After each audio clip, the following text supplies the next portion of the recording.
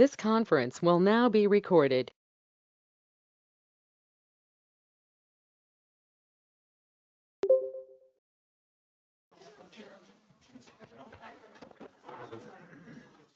Thank you.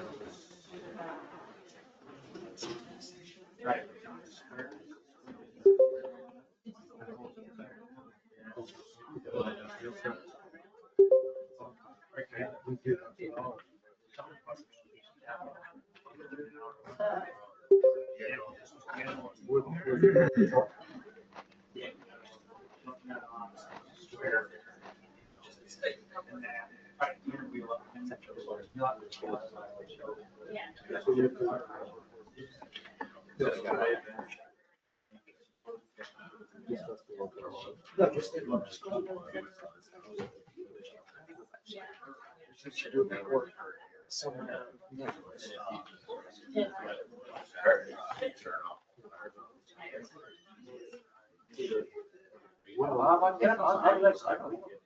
not gonna do it in front of everybody. Okay. All right. Yeah, Okay. want me to lay on me, I'll lay on you, and not to do it in front of. Okay. Yeah. Okay. Fair enough. Fair enough. Yeah. Good, we got all that done before 6 p.m.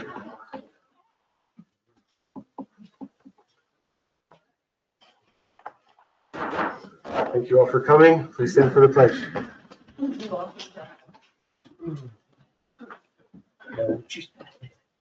Pledge allegiance to the flag of the United States of America, and to the republic for which it stands, one nation, under God, indivisible, with liberty and justice for all.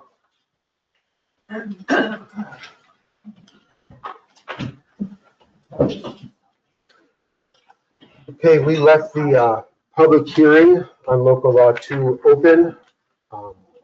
Would anyone like to, and therefore I don't think we need to do anything procedurally other than me saying, would anyone like to speak about local law 2?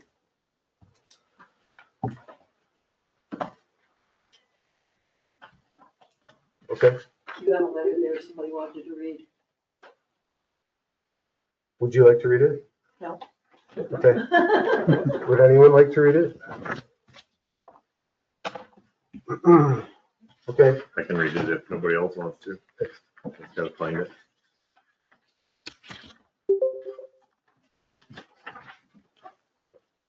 It's from Evan Botcher.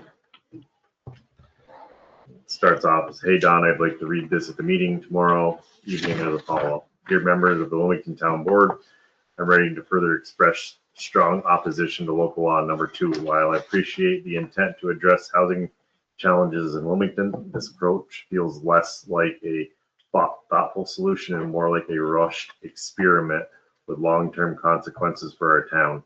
At its core, this proposal risks creating patchwork pattern of development, one that lacks cohesion, foresight, and respect for the character that defines Wilmington. Our community is not just a collection of parcels to be maximized individually. It is a destination shaped by its natural beauty, architectural consistency, and a small town identity.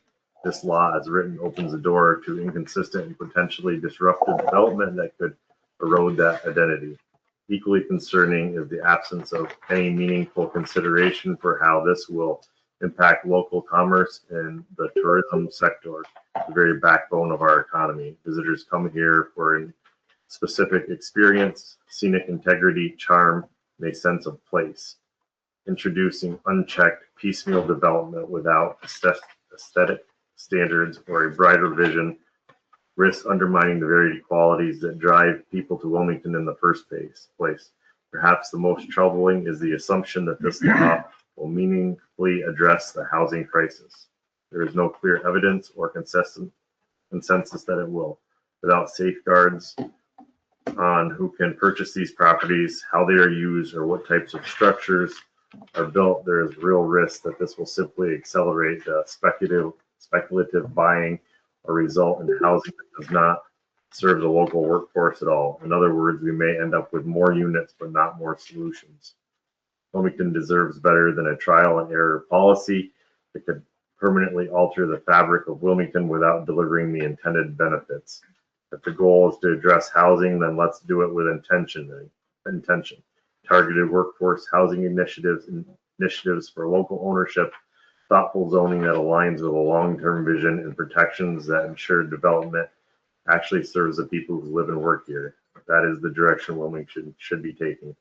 I urge the board to reconsider local law number 2 in its current form and engage in a more deliberate, collaborative process that reflects the values and future of this community. Evan Botcher, Hungry Trout, Fly Shop, Adirondack Ice Fishing Guide, and owner. Thank you. Would anyone else like to speak? Okay. If anyone else would like to speak about proposed local law 2, I'll make a motion to close the public hearing. Is there a second? Second. Okay, we can have discussion. Procedurally, I think we should close it because I believe we will revisit local law 2, but it will be so different from the draft that the public hearing was held about that we will need to have another public hearing. So therefore, I think it's appropriate procedurally to close the public hearing at this time because we will almost certainly be having another public hearing. However, I'm not adamant about that. I'm certainly open to any other thoughts.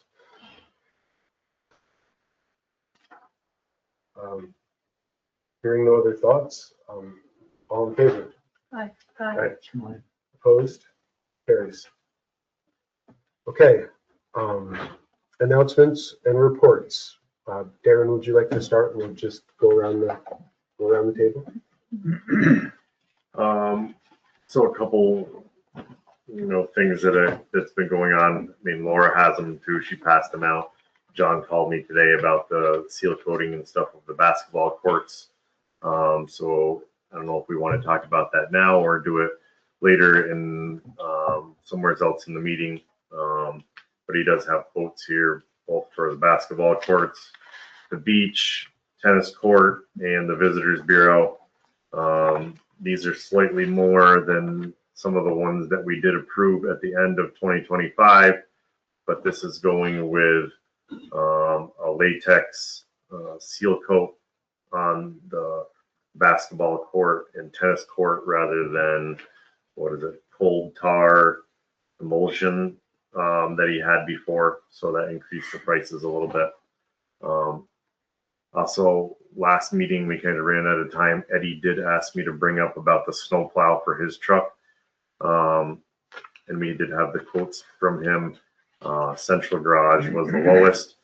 He says the truck on his plow, or the plow on his truck is wore out, so he needs one before next winter. He did want that tentatively approved out of the 2025 fund balance that was left. So that's why he wanted it brought up now.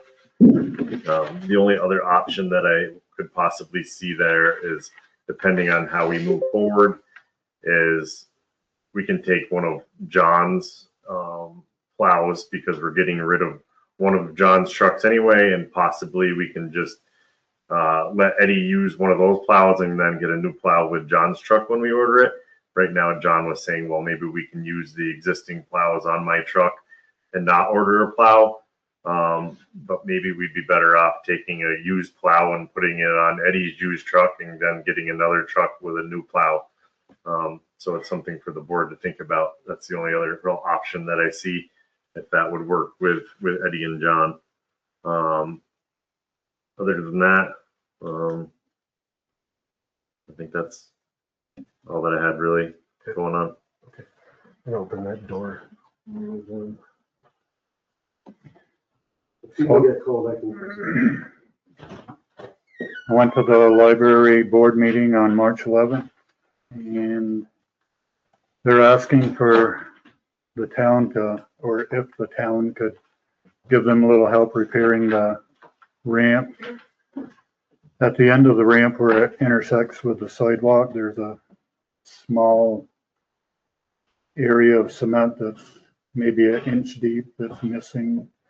It's down bare to the rebar. It's not a major project. It's a small project. But they asked if I could mention it to the town board to see if they could give it some attention.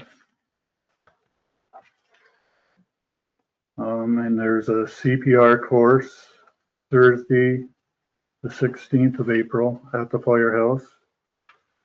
And the cost is $10. It's not for the course. I guess it's for the card that you get. And that's at 5 p.m. to 9 p.m. And it is closed. Closed. Already got the 15 people. Okay. That's about all I have.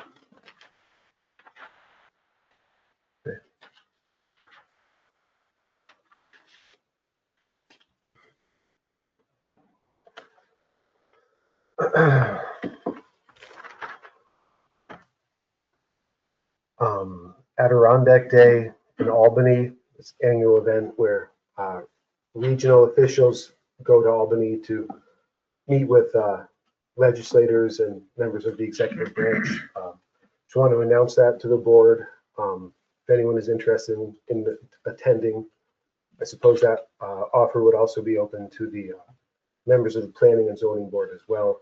So if anyone's interested, just let me know and I'll put you in touch with who you need to be in touch with. Conference on the Adirondacks is in Lake Placid starting tomorrow. It's tomorrow and the next day. I did attend, Roost attended Essex County's Board of Supervisors meeting yesterday, or two members, two executives with Roost attended. The noteworthy things they mentioned, I think, to Wilmington are that Emily Brown is now on the Roost board, and the Adirondacks USA website is finished, which they've spent a lot of time working on. They do encourage everyone to look at the website, and they were candid about the fact that there will be mistakes, there will be things that don't work, there will be things that need to be updated or fixed. So feedback, good, bad, or indifferent, please send to MJ Lawrence, Roost Chief Operating Officer, as well as just information and ideas for the website. Continuing on the theme of websites, our deputy supervisor has continued working to update Wilmington's website, and there's some new content, as we call it, on the website, and she's done a great job. And so I encourage everyone to, it's townofwilmington.org. There is a cleanup day Saturday, sponsored by the Osable Freshwater Association. Meets in Keene, but it seemed like from the information I was sent, there will be teams dispersed to Wilmington. And it's not cleaning up the riverbank, it's cleaning up the roadsides, because a lot of our roads are close to the river. So, according to them, they hauled out 24,000 pounds of trash last year. So seems like they have more than 3 or 4 volunteers. There's a donated lunch, and if anyone's interested in participating, please get a hold of me and I'll put you in touch with the, you can also just call the Osable Freshwater Center, but if you have trouble getting a hold of them, please just call me and I'll help you get a hold of them. I have been spending a lot of time on the homestead housing effort. Randy and I have been to the site, and Rich and I have been, and John and I have been. We've toured the site. I had a really good meeting with Caitlin Wargo from Adirondack Roots on Wednesday. She came to my office hours and we talked for probably around 45 minutes. She gave me a lot of information. I have never understood, the town got this $1 million grant to build apartments on that lot. And then just nothing was done, and the grant ended up lapsing. Isn't technically the right term, but in a regular person's term, it would be that the grant lapsed. It expired, and we lost the grant. So I've never understood why. You know, we've heard a lot about the bats, and it is true that state-sponsored agencies can't log in between April 1st and I want to say October 30th, or maybe October 1st. So it is true that Adirondack Roots is state funded, so they can't log there. So that did push things back, and that was a hurdle. But you know, ultimately they needed certain things from the town, and that things just kind of fell in the gap. Nothing was really brought up to the town board that I can remember. So they made repeated requests and to the previous administration, and nothing was communicated, and things just fell. So I asked Caitlin, there's another nonprofit, in addition to Adirondack Roots, there's another nonprofit that does housing in Essex County called Essex County Land Bank. And they seem like they're getting a ton of things done all over the county. Big projects and small projects, tiny projects, but some big projects as well. And we've been meeting with them, and I talked to them again yesterday. So I asked Caitlin with Adirondack Roots, I said, you know, the land bank is telling us that they can get a house in before the end of the year. And if that's true, why would I go with you as opposed to them? And she said, which I give her credit for, I can't think of a reason you would go with us. So I guess our direction has been set. The land bank says that they can have multiple pads down before the end of the year, and at least one cross mod in before the end of the year.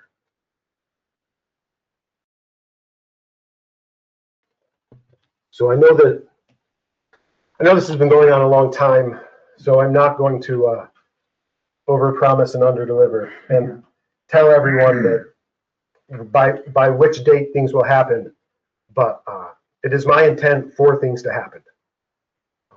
And we will continue working hard to make things happen. It's looking better than it did. Yeah, yes, sure.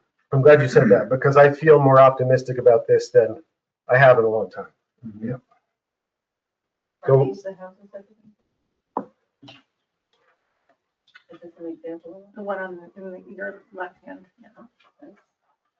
Is that the one? That's the one from Newcomb that they put in Newcomb? That's one of the cross mods. I'm not sure if that's the one from Newcomb, but it is a I representation. think it is. I think it is, but I'm not positive either. I'm just trying to think if there's anything else. No, I'll provide more information in the coming months, but things are moving forward, and we're pretty committed to propelling them, pushing them forward. I think the last thing I have, or second to last thing,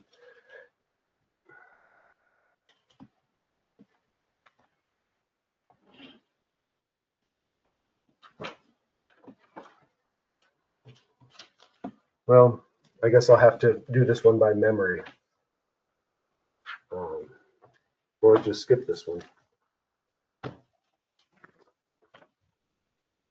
So we've had a lot of questions about, you know, local law 2.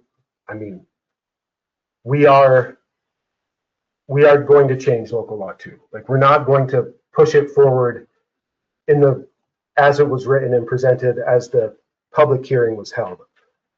We will move in the direction of, or I will advocate for moving in the direction that should alleviate a lot of the concerns that were addressed. But all that said, we've had a lot of questions about, like, well, how will local law 2 address housing? Like, how will it help housing? How will it help the housing shortage? And I guess 2 years ago, the pro-housing communities resolution that the town passed, you know, the town has pledged to streamline permitting for all types of housing. And it's very clear that it's targeted at streamlining permitting for, you know, workforce housing, accessible housing. medium and lower income housing. And so it is, it's a valid point that this does create the risk that some of these lots could be purchased and used as investment properties, basically, or vacation homes. Like, that is a realistic concern, and we will try to address that concern as best we can. But ultimately, it's a question of supply and demand. And the goal of this is to increase the supply of housing. And if we increase the supply of housing, that will mean that there's more housing in the region for people of all income levels. So we're trying to, the goal is to bring, and I think that these manufactured homes are significantly less expensive than a traditional home. So the goal is to make housing more attainable for like what we would call the workforce, or what I would probably call the middle class. So that's the goal. And how it will be accomplished is simply by increasing the supply and making housing more affordable. If you can get a lot and you can get a house for significantly less than you would have otherwise been able to, that is how this will help address the housing shortage. Finally, I am calling a special meeting next Tuesday at 6 p.m. To allow the town board to continue discussing local law 2 in depth. There's also several things that I had on the agenda for this meeting, but the agenda was just becoming too unwieldy. And so I decided to bifurcate it and push some things to next week. It seems like the agendas always just expand. Like I get calls from town employees frequently on the days of the meetings asking for things to be put on the agenda. And so some of the things that we had, or I had thought we would discuss tonight, we'll be discussing next week. And local law 2 is on the agenda for tonight, but I'm pretty much 50-50 as to whether we'll actually get there. So so that we can get there and actually really discuss it, I'm calling a special meeting for next Tuesday. Thank you. What time? 6 p.m. I'll make it quick. I've collected the public service law section gas and electric complaint forms that were on Don's desks for about a month. If anybody in the room would like to sign it before that we submit it, I can leave it on the back table or put it here and pass it around. If anybody, we have 44 signatures so far, and we have to submit it to the secretary of the commission once we obtain as many signatures. I think we've given it enough time. If anybody wants to sign it, we'll submit it. So hopefully, I don't know if this will make any headway in our electric prices, but at least it is saying that we as a municipality have, representation of citizens that, and also town board members that feel that it is worth fighting for. So we have that we're going to submit. I did help out. My son and husband helped out with the Easter event, getting the goodie bags together. That went off really well. So thank you to everybody who participated and volunteered for that. I attended the community dinner at the New Vita, and that was really nice. Congratulations to Dan Hansen. He's not here, but he was honored there. And then I went to the planning board meeting last week. So that's it. Oh, anybody online? If you want to see what we're discussing, it's on the website. On the front page, scroll down a little bit. It's on the main page. It's April regular board meeting agenda and resolution. So you can click on that and it will be there for you to see. And for anyone here who doesn't know, there should be extra copies of both the agenda and almost all of the resolutions, as well as some additional information on the back table. So just want to make sure everyone knows that. Also, side note, this is only the resolution and agenda. The resolutions and agenda, the contracts, I haven't gotten in a form that I can put on the website, so I'm sorry about that, but that's it. Thanks. Just two main things for me. I was able to attend the past 2 Visitors Bureau meetings. They did a great job with the town dinner. I was also able to attend it. That was really good. They have a couple upcoming events, May 14th through the 16th, the two fly competition. There are a few options that are open to the public for that one. On the 14th at the beach, there'll be some food trucks and music. And then on the 15th, there's a fly tying show at the Hungry Chow, and those are open to the public. So fun stuff to do. And then June 6th, they have the uphill bike and foot races. I think last I checked, there are still some spots open to sign up if anybody's interested in racing, but they are also looking for volunteers to help out at the aid station. So if anybody's interested in volunteering, you can get in touch. I don't remember the email off the top of my head, but if you go to their website, you find their email. You can get in touch with Christina if you're interested in volunteering. And then comprehensive plan, we have a meeting tomorrow evening, 5 p.m. here. I know we've been emailing with a few of you, but we're happy to have as much input as possible as we start. We try to get this process started. So anybody that can attend is welcome. In the vein of the website, Laura was also awesomely able to get more information about our comprehensive plan, like the current one that we have, and some of the updates that were done on our website. So we're trying to get more information out to everybody as we get into the process to make sure that everyone is aware of what's going on. Thank you. Thanks. Guests? Kevin? Yes, yes. The floor is yours. Thanks. What can we get you? Anything to, anything? I'm good. Okay. Thank you. Well, thank you for having me come here this evening. My name is Kevin Prickett. I'm here representing the Wilmington Community Garden. And the purpose for being here this evening is to provide you with information about the garden, like what is the garden, and who uses it, and to seek some assistance in aid in overcoming a major hurdle we're facing. So a little bit about me. I grew up in West Virginia and then moved to Wilmington about 2000. Early on, I'm here as a resident. I worked at various opportunities in and around the area, including at the youth center in early 2000. As a resident, I've been active in various community volunteer opportunities like the waterfront revitalization planning, townwide cleanups, helping with construction and maintenance of the mountain biking and hiking trails that surround Wilmington. And currently, I work at the New York State Adirondack Park Agency on public land planning. So the garden got started from a grant provided by the New York State Department of Health in 2014, and assistance from residents like Gail Mitchell and Meg Parker at the Riverstone Wellness. It was constructed by volunteers with help from residents at the now former Mariah Shock facility. With the construction of it? So there are 12 raised beds. This is a good alternative given the remnants of the schoolhouse that what I understand, sat where the garden is now. Some of the beds are 4 foot by 16 foot, and some of them are 10 by 10. We have a tool shed that includes all the necessary tools for gardening, including shovels and pitchforks.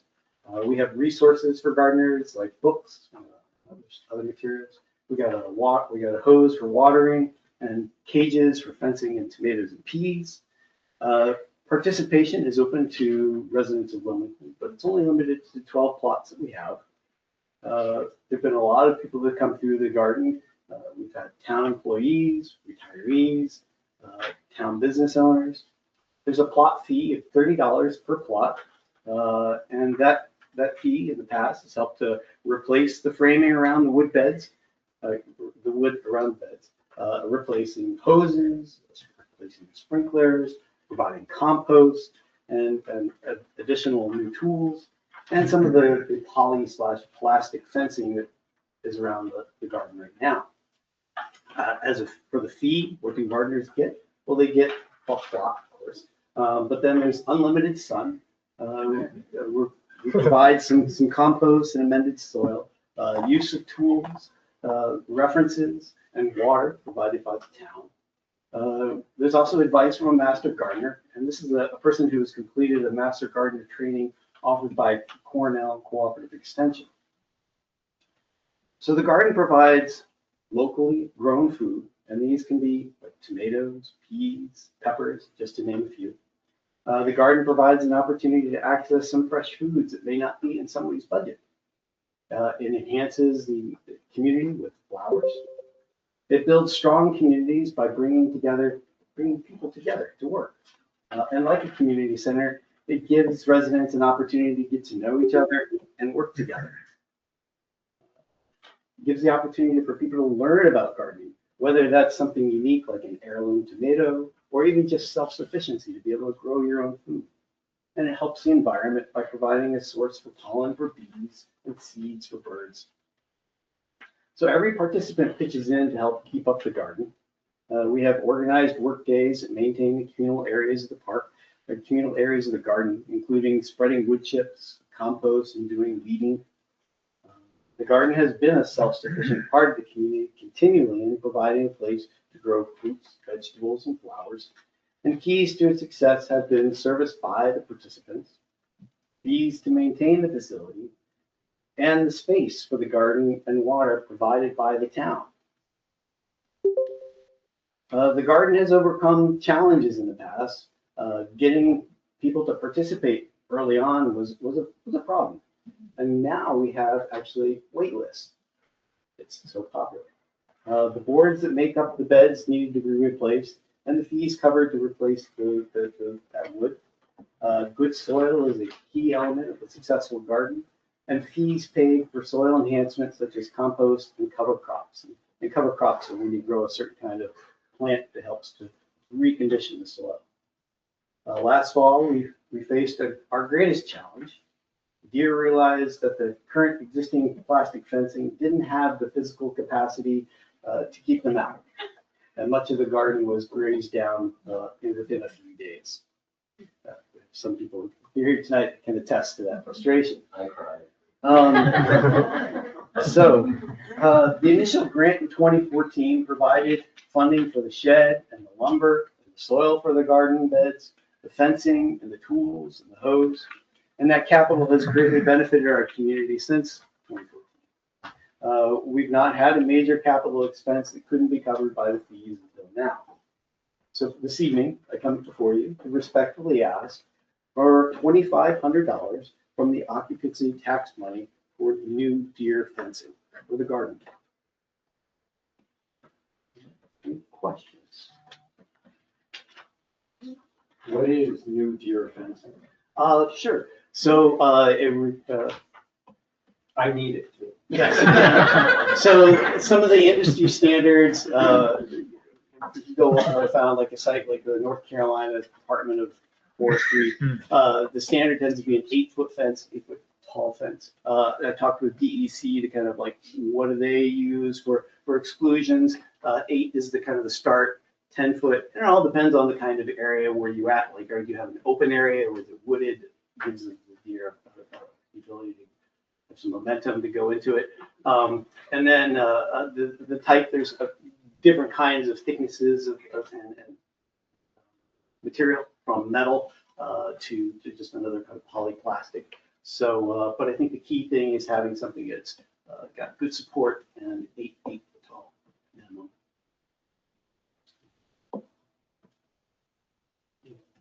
And I've provided some quotes on 3 different options for commercial deer fencing to the town as well. I have a off-topic question. Are you sure that that's where the schoolhouse was? That's just the rumor that I've been told. And when you dig down, it's concrete, like 12 inches down. And before the health center was constructed, there was a collection of like concrete and such. It was like right up there where the septic tank is now. So those 3 points, data points, they say, well, people have told me the concrete that's there and the concrete that's up the hill. Yeah. But Don, do you want to fact check him? It was up further. yeah. Concrete, you're finding is probably the stuff that held the gym play equipment. We didn't used to have soft pellets underneath every Sweet. outdoor equipment for kids. All right. Well, great. Thanks for. Laura, you said that you think that the garden should be bigger. I mean, if we're going for it, I was wondering if we could go 2 more plots on the uphill side. I'm fine with that. I just need to get a different quote. and find out what that would be. You know, If there's a wait list, it feels like they would be filled and that would be. we have one plot that's available right now.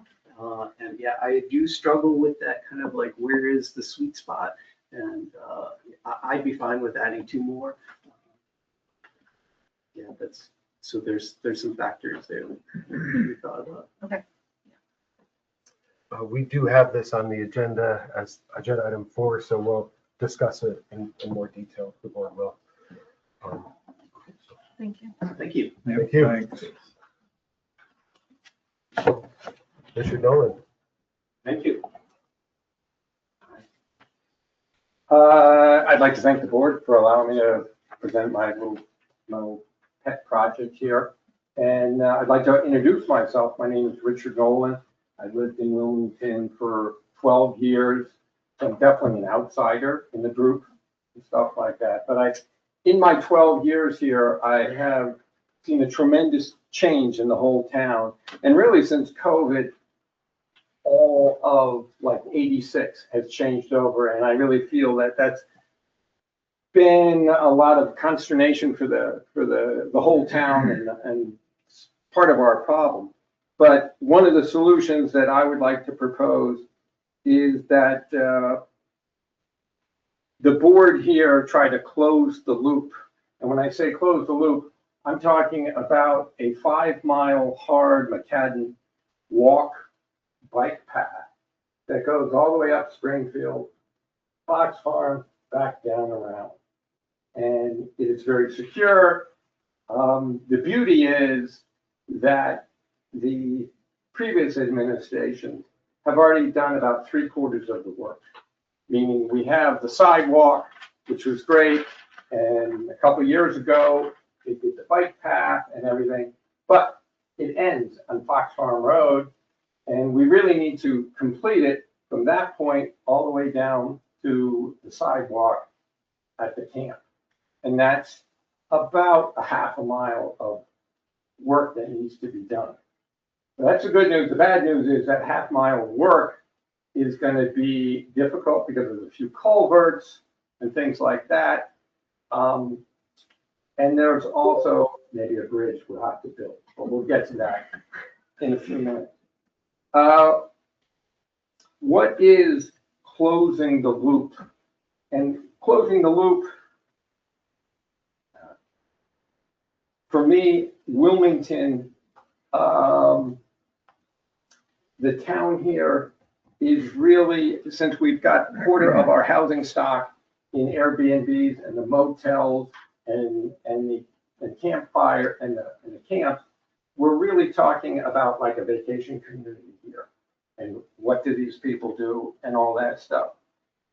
Why do we need this project?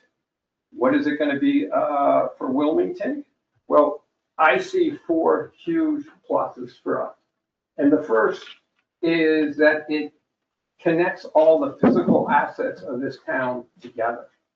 I don't know if any of you have swum in the flume where you jump off the cliff and you go in the waterfall, but that's kind of by itself now. And this loop will be part of it. You park your bike there, jump in, do that.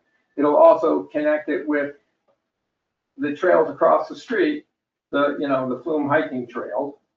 It will connect it to the beach, and it's also connected to our healthy lifestyle that we have here, of course, in Wilmington. That's the first thing. The second thing it'll do, it'll connect all the commercial establishments. Some of them are kind of left out right now. I'm really thinking of the one across the street from my house is Upper Creek Restaurant, which is right near the campground, but nobody from campground goes there because they can't walk there. They can't get there. But it would connect that place. It would connect the Wilderness Inn, which could use some help. It would connect the Hungry Trout and everything else, including the new Wilmington Historical Museum and everything. So it's this loop. It's basically that loop that you see in our picture, but nobody claims that that's our town. But that is our town. It's the loop and everything. So it would connect all our future stuff the third thing it'll do is, since we are sort of a vacation town, half the people who come to us are going to be running up Whiteface Mountain. And the other half are wondering why they married that person, right? You know? But they're going to want to do something that day. And nothing is easier than taking a 5-mile walk, jog, whatever it is, around a town. You'd say, oh, I did something, honey. It was, you know, I was athletic too.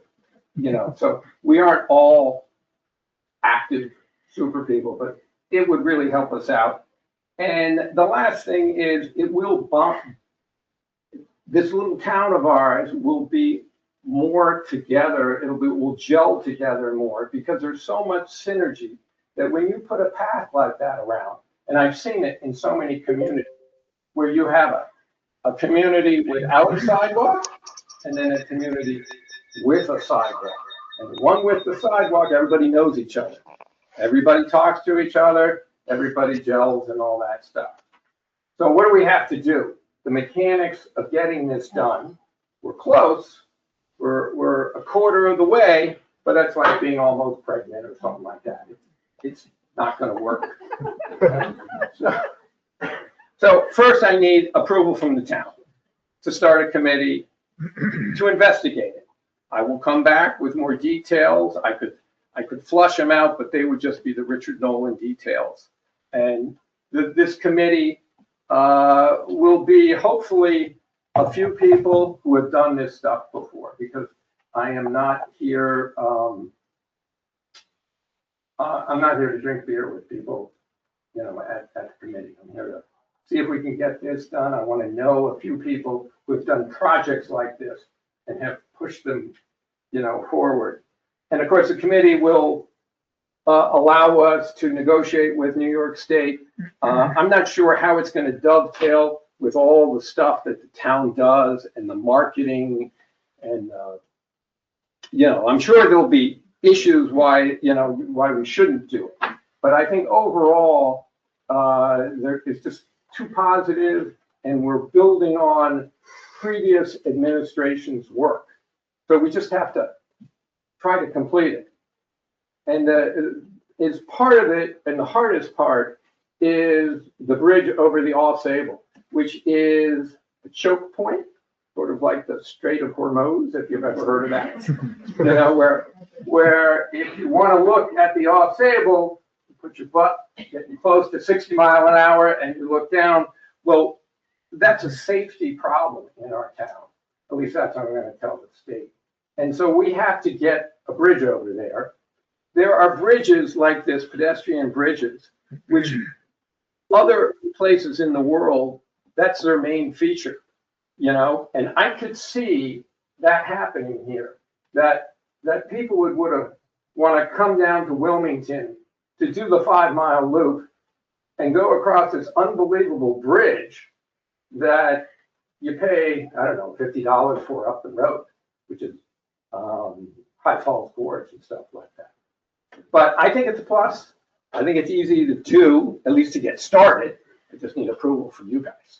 And then I'll come back and present more details, answer questions. If anybody has a question, I'll answer it. But yeah, that's it. Thank you.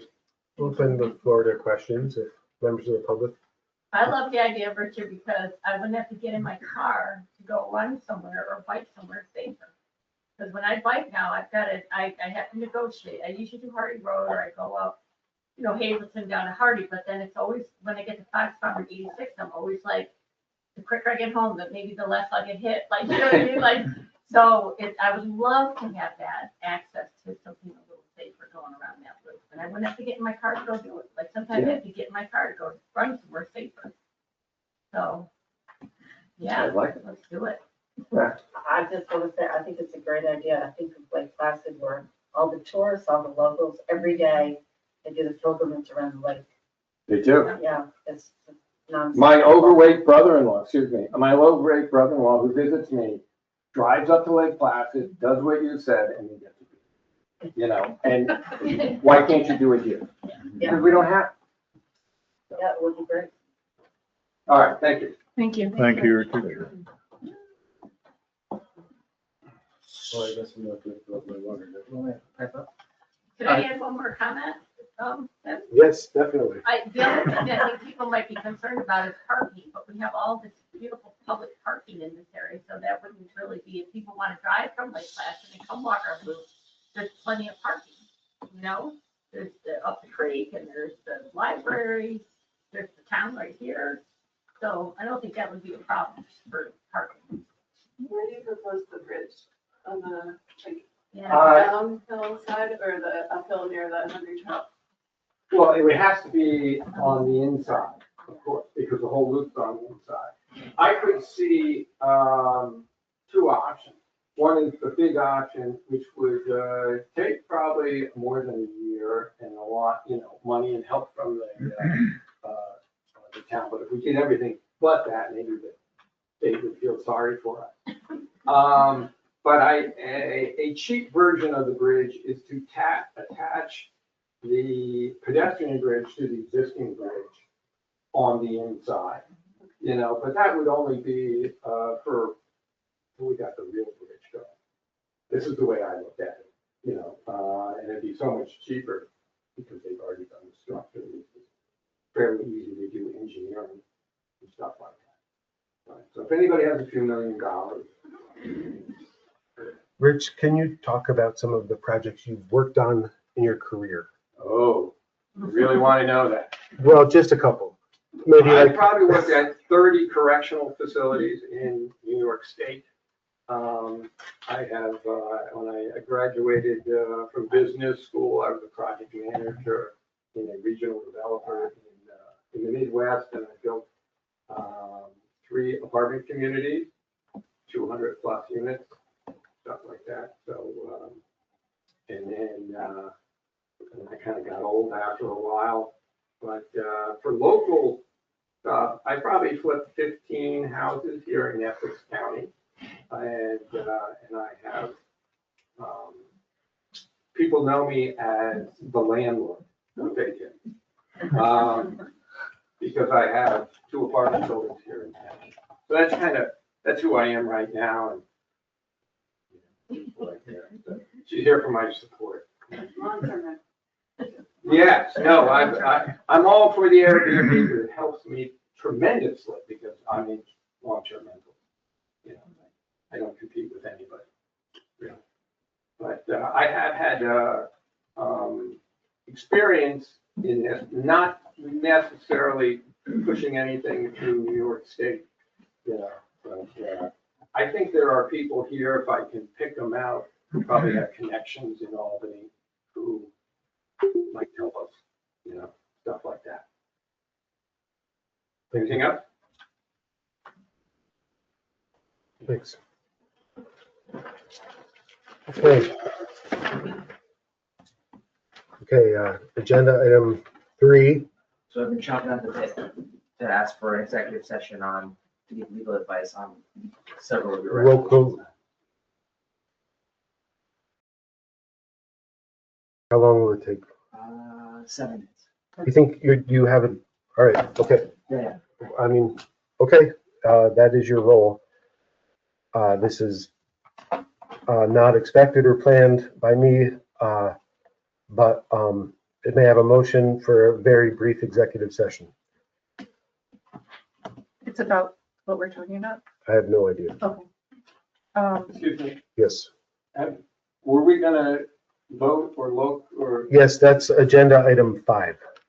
But we've been derailed here by the counselor. So get him out. He's invited. If it's really quick, I mean, if I'm deferring to your judgment on this, obviously. So is there a motion? I'll make it. Is there a second? Second. Okay, all in favor? Aye. Opposed? Carries. Okay, we'll be back as soon as we can.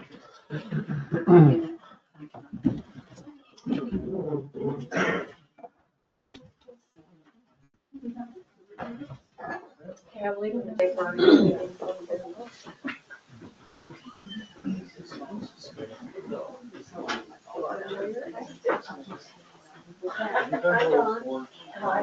Guys, the tape is still running and the speakers are still on, so. Curse if you want, it's just I want you to know you're being recorded. They have a really nice iPhone that goes along the power line.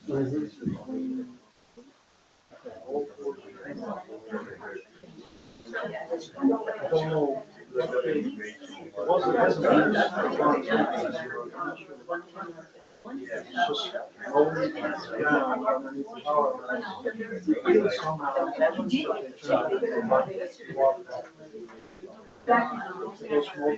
Wait a minute, I'm dating myself. Strict.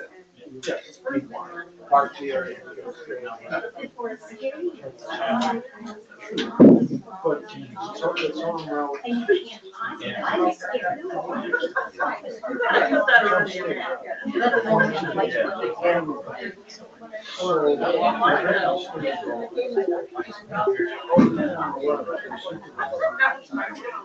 This was after talking about the last.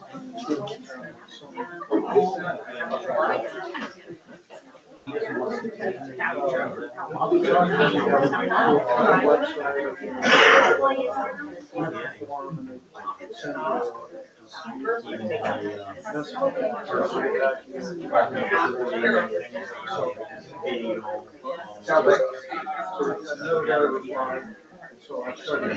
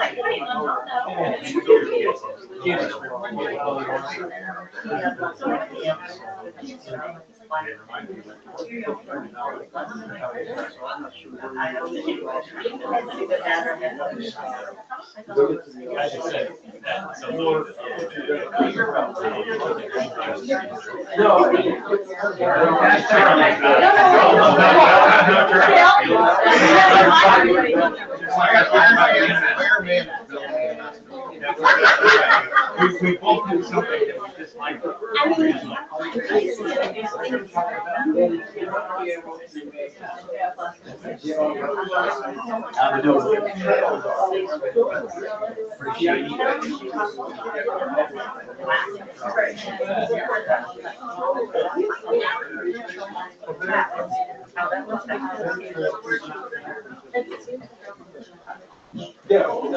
Under 7 minutes.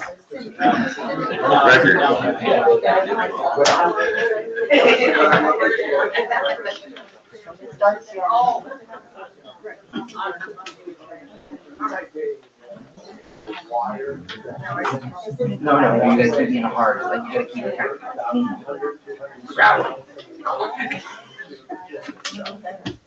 I'll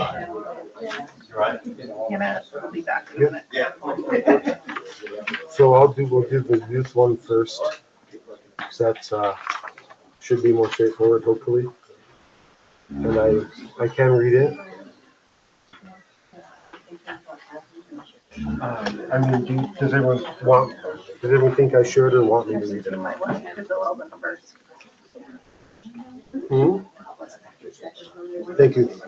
Thanks. Thanks, Tom. May I have a motion to come back into regular session? Make it. Is there a second? All in favor? Aye. Opposed? Carries? Okay, no decisions were made in executive session. So moving on to the next agenda item, I think we'll do the youth funds resolution first, which is the second resolution in the packet. And I am willing to read this, even though it's long, I'll read it. May I have a motion on it? Is there a second? Second. Thanks. Okay, so now we're in discussion, and I'll read this. A resolution updating and clarifying the town's accounts and funds for youth programs.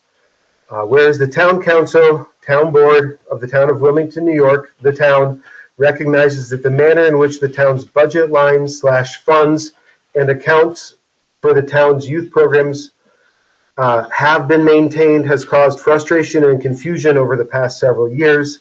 And whereas the town board recognizes that the manner in which these monies have until now been held and expended is unsatisfactory from various perspectives. And whereas the town's general fund now has $11,950 in money designated for the town's youth programs, a sum which includes a huge donation from Connecting Youth and Communities, as well as money from other sources. And whereas the town also currently has a separate youth committee checking account, which currently holds almost $20,000, the bulk of which is the result of the fundraising efforts of the town's youth committee.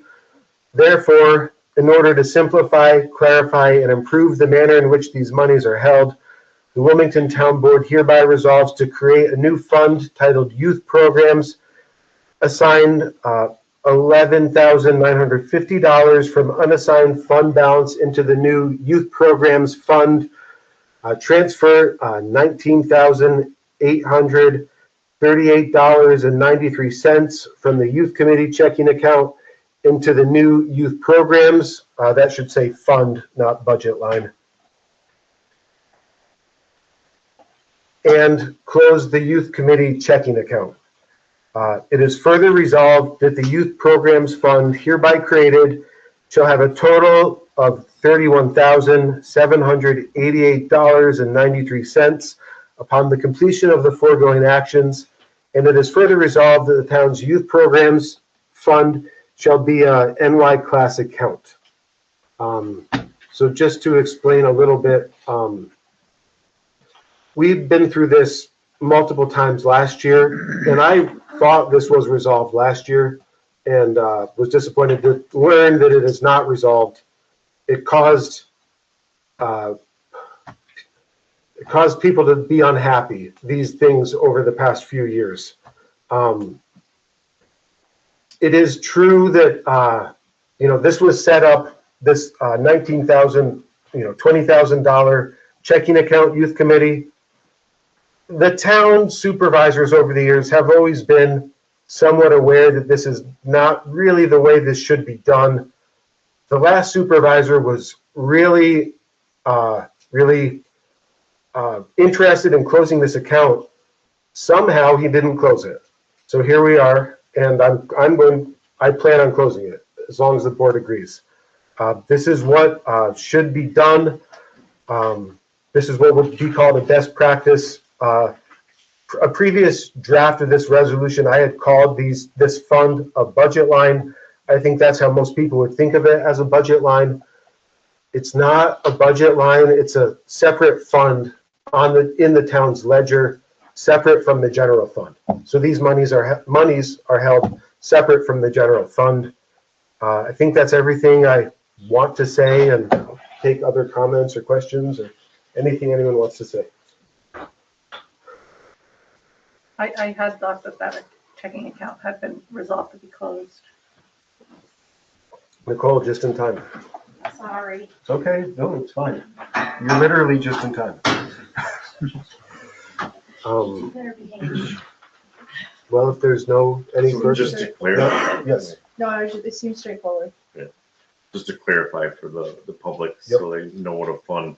Yep. This is gonna be basically the same as when we earmark money for the cemetery, or we earmark money for a parks, equipment tractor. It's basically just, earmarked fund that's used for youth programs. It's not anything more than that. that's Am right. I correct? Yes. And it I've always thought of it as a budget line, because when we get the budget, it shows up as a separate line. But it's not a budget line, it's a fund. So, No different than the beautification fund. correct. Good. Roll call. Okay, Hannah, Yes. Darren, Yes. Tim, yes. Laura, Yes. Randy. Yes. Okay, back to the first resolution in the packet. May I have a motion on the first resolution? Make it. Is there a second? Second. Okay. Titles to the resolutions as you call them like that. Yes, Okay. yes. A resolution updating, clarifying, and correcting budget funds. And I really, I'm reluctant to read this whole thing. If the board feels it's necessary, you can read part, I can read part. but Everybody got a copy, right? Yes, Does anybody need it read? This people copy. Do they have it on the website? Right? It's on the website. As long as you read the title. a resolution updating, clarifying, and correcting budget funds. Okay, well, I'll start the discussion. This too has been an ongoing discussion over several years. And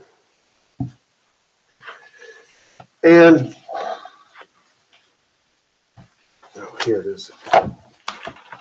Again, the town, the way we've been doing things is not exactly how we should have been doing things. So this is an effort to comply with what Essex County wants us to do. This is resolution number 2072 of 2023. And this resolution from the Essex County Board of Supervisors states that this is what the town should have been doing since then. With that, I know that there's other sub-issues within this, but with that, I'll, I suppose, open the floor to anyone else.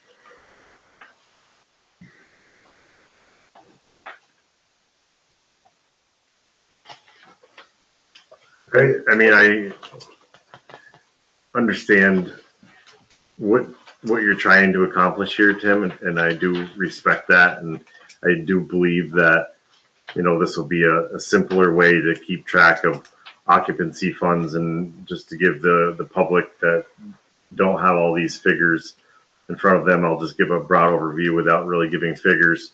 So what we're trying to do here is take some unused occupancy tax funds back from 22, 23, 24. You don't necessarily see 25, but basically, and put them into a fund just like we did for youth. So their monies that weren't spent, they're going to be put into their own account, so we can better keep track of what we have left from the occupancy tax. I totally think that's a good way to keep track of the money. However, like I often say on some of these things, I hate when all of this stuff is lumped together.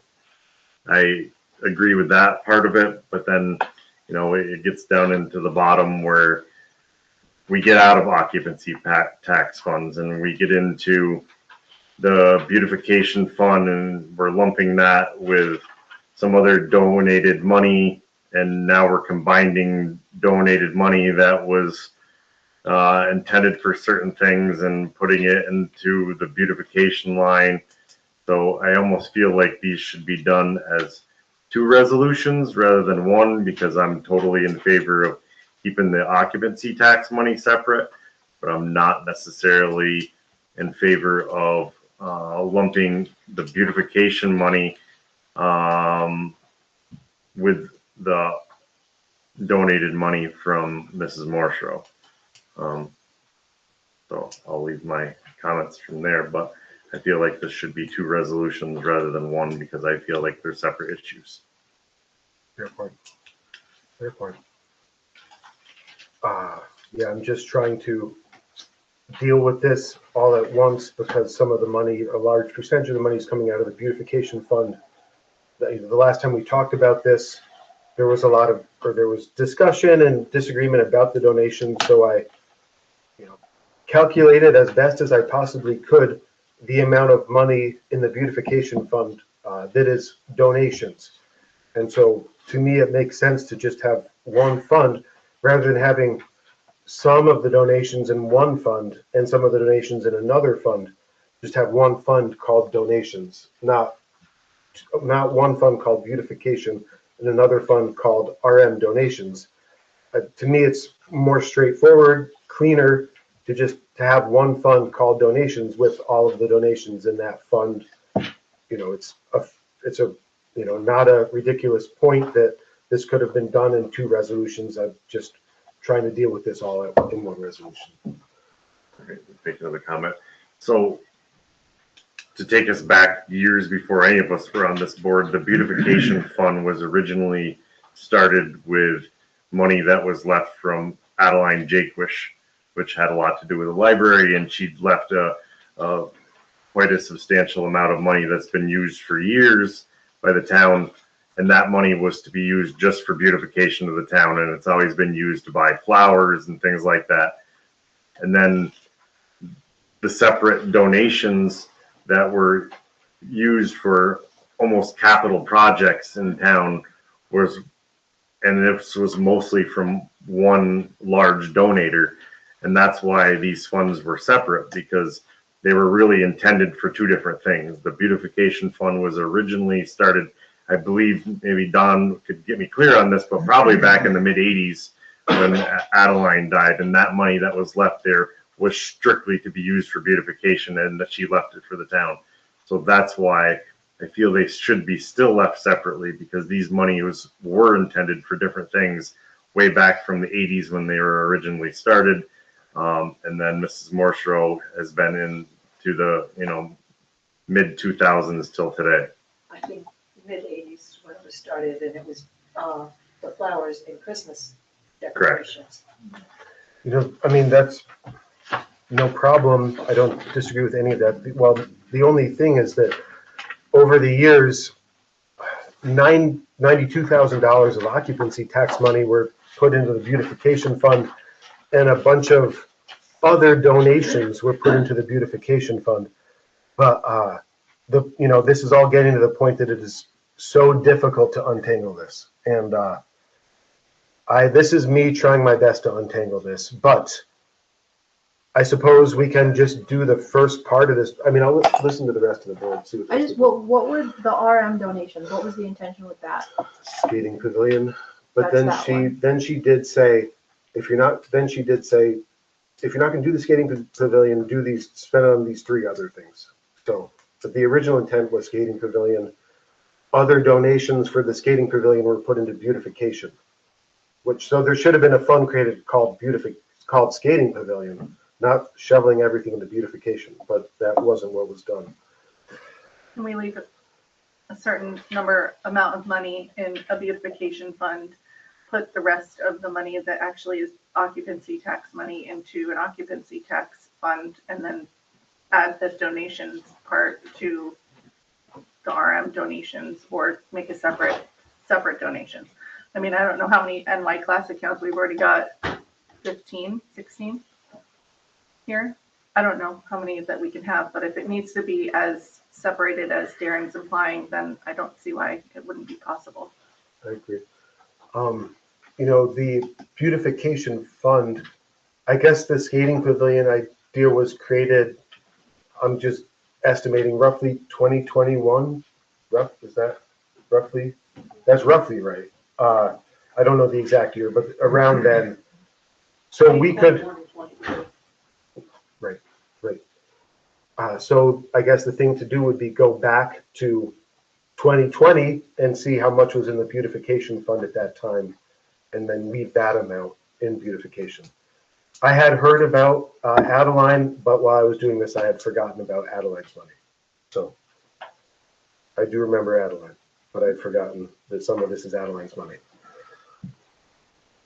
So, I mean, does that make sense? Just do it that way. Yeah, I mean, Nicole could probably answer that. Is there an issue with having this broke down a little bit more to just keep donations separately rather than just lumping them together? And I'd be fine with it there. I just think it would be a little easier for us and a little bit cleaner for housekeeping to have, you know, it broke down separately. Yep. I think that, no, I agree. Sorry. It's okay. If I may clarify it a little bit, I think what you're trying to do with this resolution is establish a fund just for community enhancement money. That's right, but yes.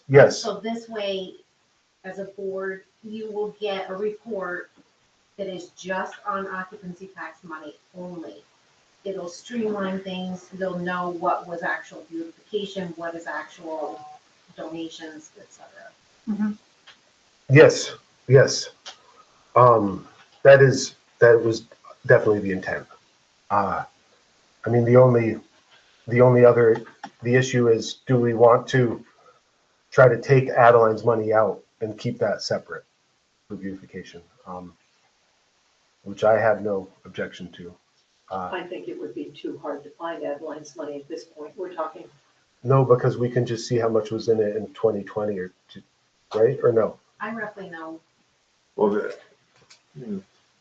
that's also up to our discretion. I mean, just to say, I mean, right now you're saying, 21,000, I think is what you have here, Tim. Yep. And that's fine, but I mean, we can make that any amount that we want, basically, and say, all right, we're creating a new fund with 21,000 or 25,000 with the balance to be taken out of fund balance, and we're creating a beautification fund of 25,000. I think it's irrelevant at this point, the exact amount. We can just say, this is what we're creating as a fund account with X amount of money into it, and to get into the exact dollars and cents, I think is irrelevant at this point. We can make it whatever we want. I think he's trying to make it so that people know exactly where those figures came from, rather than it being, because we were. I understand, but when we're saying, $21,329.60, we could literally say we're creating an occupancy tax fund of 22,000. I don't think anybody's going to sit here and argue with us about $670 of where we got that money from. And actually, for history, if you wanted it, you could put this in here the way it is, and then put the revised right underneath it. And this is what you actually voted on, would be the revised. Good point. And then they could see where you started from Good point. 50 years from now. Which they will. Okay. I think that's a good place to leave it. And then at the next meeting, we'll try and separate out Adeline's money and leave it in beautification. And Okay, so this one's going to be tabled for now? no, we're gonna pass it, and then the next resolution will correct it. I thought that's what you were just No, suggesting. we're saying do it all at once so that somebody that's looking at the book down the road sees that this is okay, this is what Tim came up with and the board came up with, and this is what they settled on, so that they can see the whole history and know the whole story. If you want to keep the process moving forward, Tim, why don't we just end it where it says will be maintained as a New York class account for the occupancy tax CTE just before the 8,075 figure. We do that as a resolution, and then next month we come back forward with the beautification and donations. That cleans up your occupancy tax. We can do that tonight, and we can come back next month and clean up the rest of it. Makes sense. I would feel better having the second part laid out a little bit Exactly. more clearly with the edits that have been done. I agree. We're all, I think. Yep. We have to make an amendment to the motion. I'll motion to amend the motion. Is there a second? Do we understand the process? Yeah, so I have it, if there's unanimous, Counselor? if there's unanimous consent, you can just amend it. Is there unanimous consent to amending the motion? Amending the resolution? Yeah. Aye. Yes. Aye. Okay, so the resolution shall be amended and end at NY class account, period. And we'll deal with the rest of it later. That's 4 up from the bottom, Don. Thank you. And then vote on that. How many votes do we need to have? So we can have a roll call vote at this point and, okay. Okay, Hannah, Yes. Karen, Yes. Kim, Yes, Laura, Yes. Randy. Yes.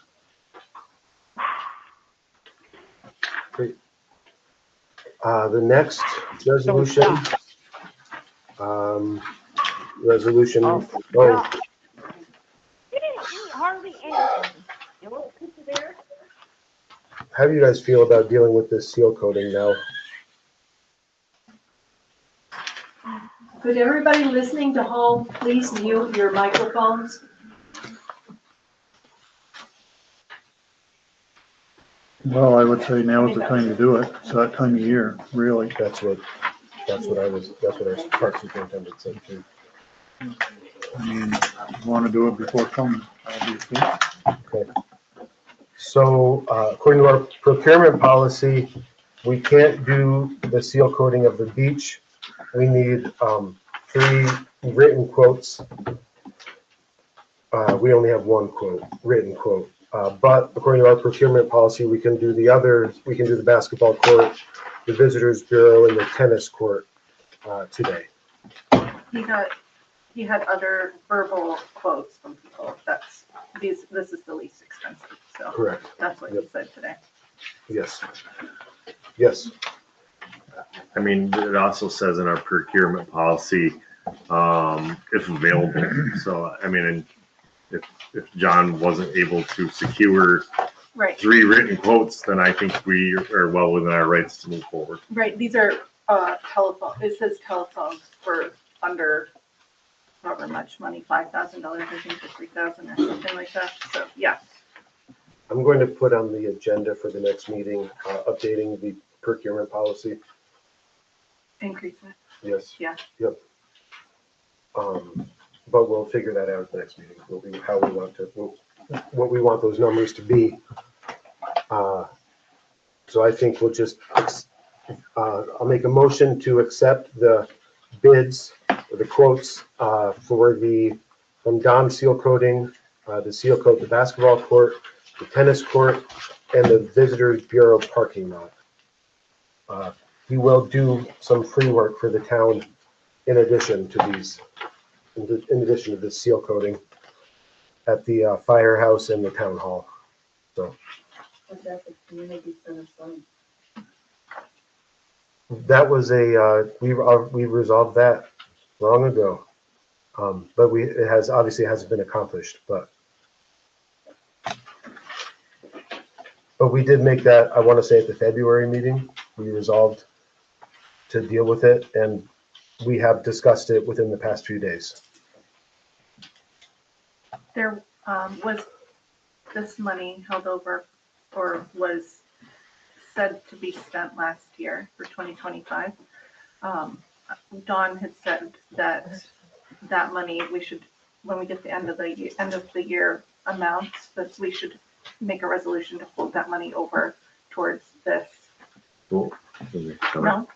I can't make a comment? Oh, of course. I'm Oh. sorry. I'm saying, am I wrong? Oh, no. Okay. I'm just saying, if we establish this new fund with occupancy tax reserve anyway, I don't know if it matters because we agreed to take this out of the occupancy tax money.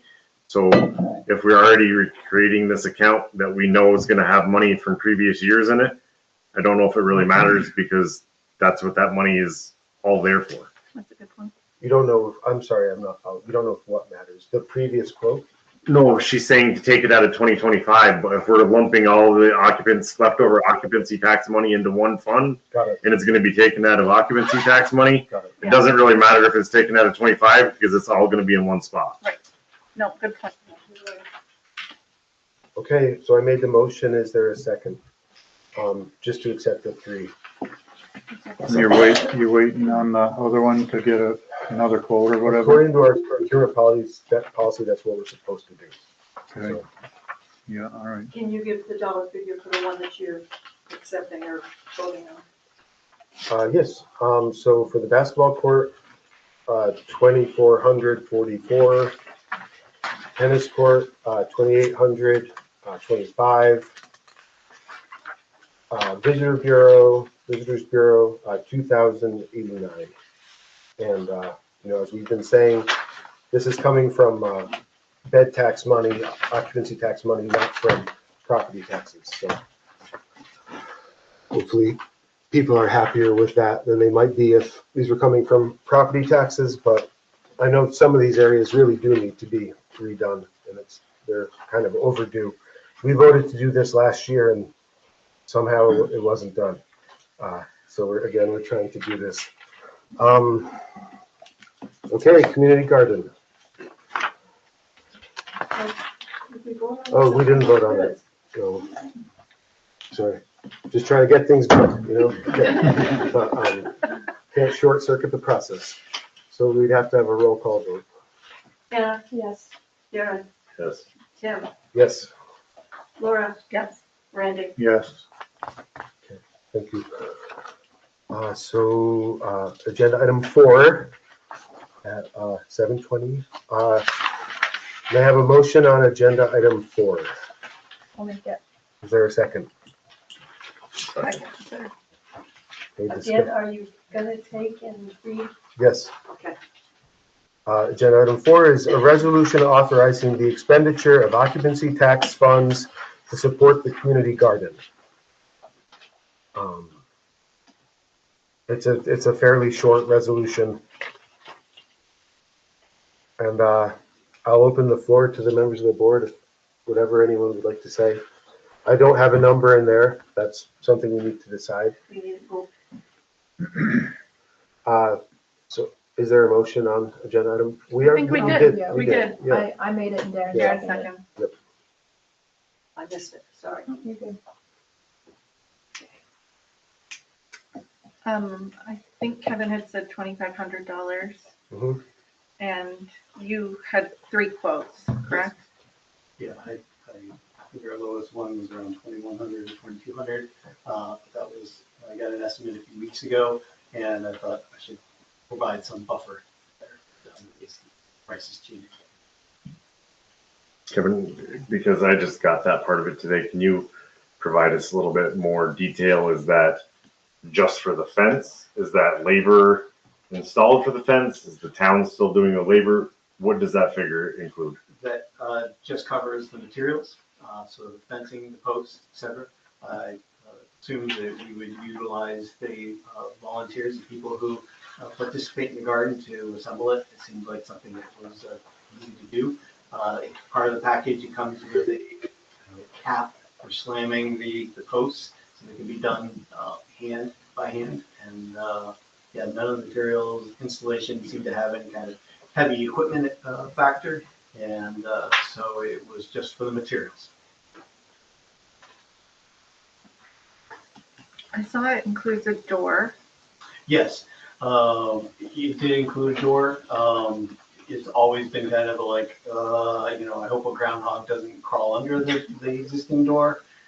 You'd prefer this door as opposed to that door? Yeah, Okay. yeah, just for that reason. I like the aesthetics of the pink sun, and there's also the issue that the purchase door, the frame, it has a frame to it, so it's either buy a door frame that then the fencing can attach to, or it means buying 2 end posts that then attach to that existing frame. And it's about the same price as getting 2 end posts as it is to buy a frame gate.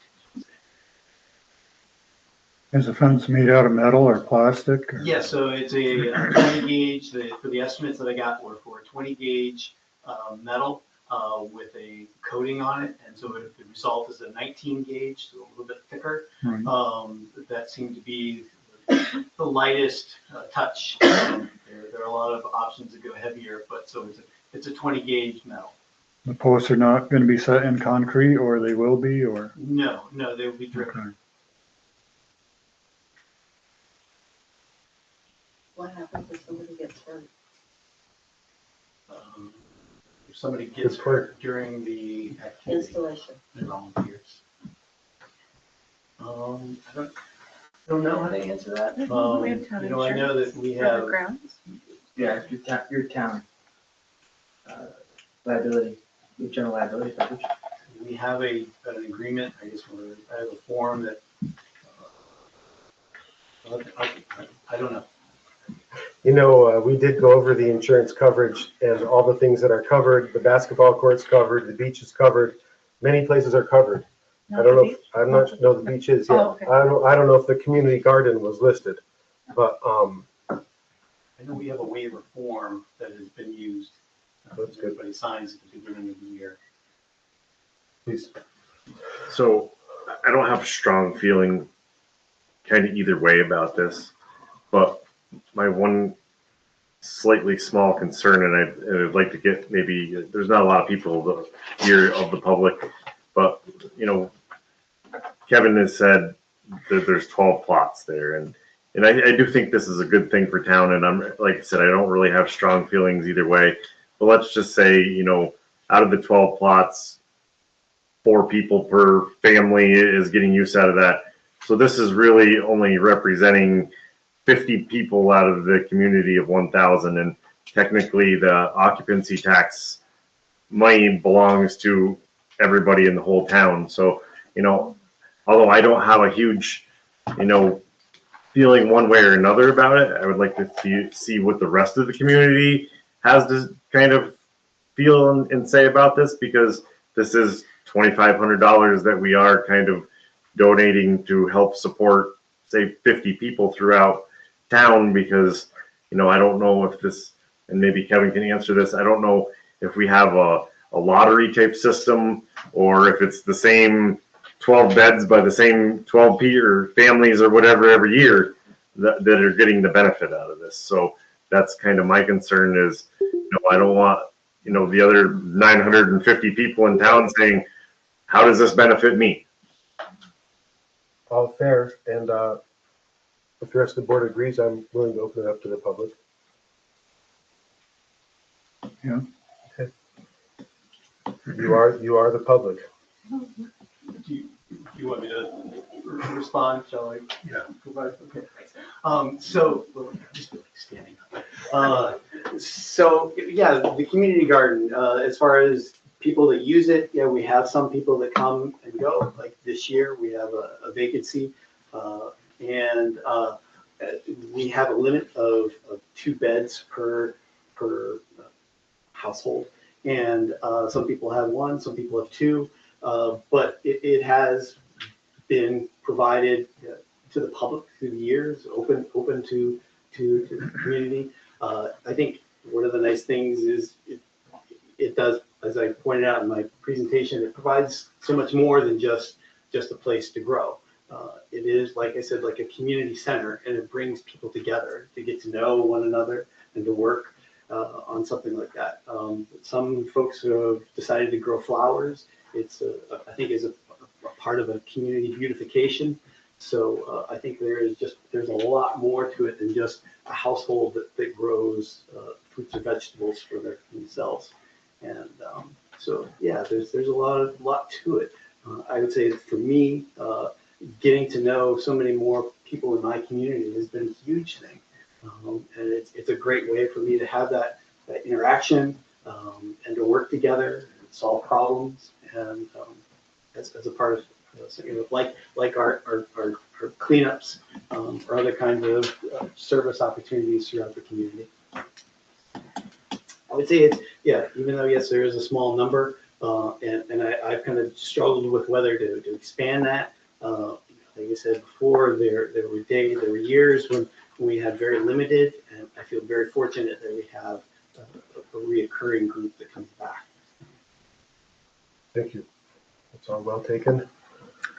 I was wondering if there's like a surplus of vegetables or flowers or fruit or anything that somebody is growing in the garden. Maybe we could have, if anybody that participates in the garden, if they didn't have a use for it, maybe we could have something like a community, like food table or something like that, that could benefit more than just the garden utilizers. That would be something that would be community access. Yeah, I've often thought about taking it to the food pantry if there's left over. They're small plots. Yeah. And I would say, yeah, I have that in mind. I'll just say I couldn't give all my cucumbers away last year. You couldn't give them all away? It's undoubtedly a great idea. Okay. So we'll have some. And he has way more tomatoes than he could possibly. He's ratting you out. Yeah. I think different groups of people have different interests. Not everybody's going to be interested in gardening no more than everybody's going to be interested in a bike path. I mean, you have to have different programs for different people. So, I mean, we give money, I believe, to like the bike thing on the Hardy Road or something for repairs or something, or. We have, yeah. Like I say, not everybody bikes. That's true. Not everybody skis or whatever. Not everybody boats. You know, whatever. During the events that we have, like here, like the music events, whether I'm there or not, I see people that appreciate the garden and stop and look and kind of see what's going on and see what's growing. And I think it's a part of helping our community look good.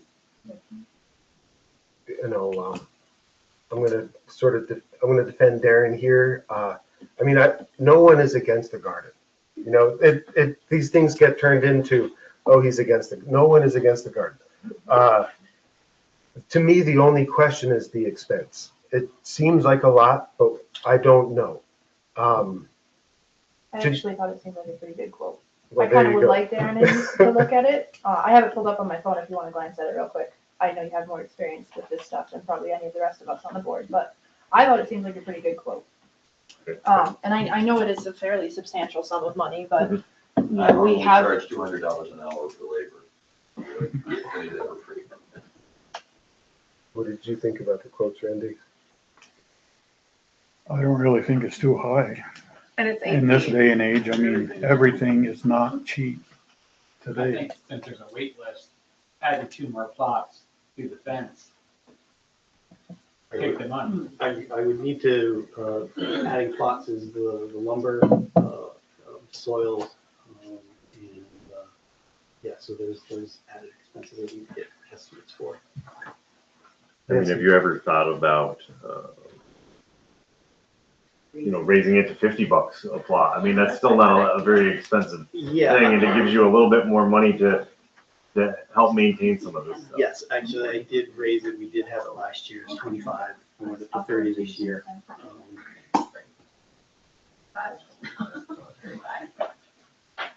Nancy, please. Are there generally more people wanting to grow out here than there are plots available?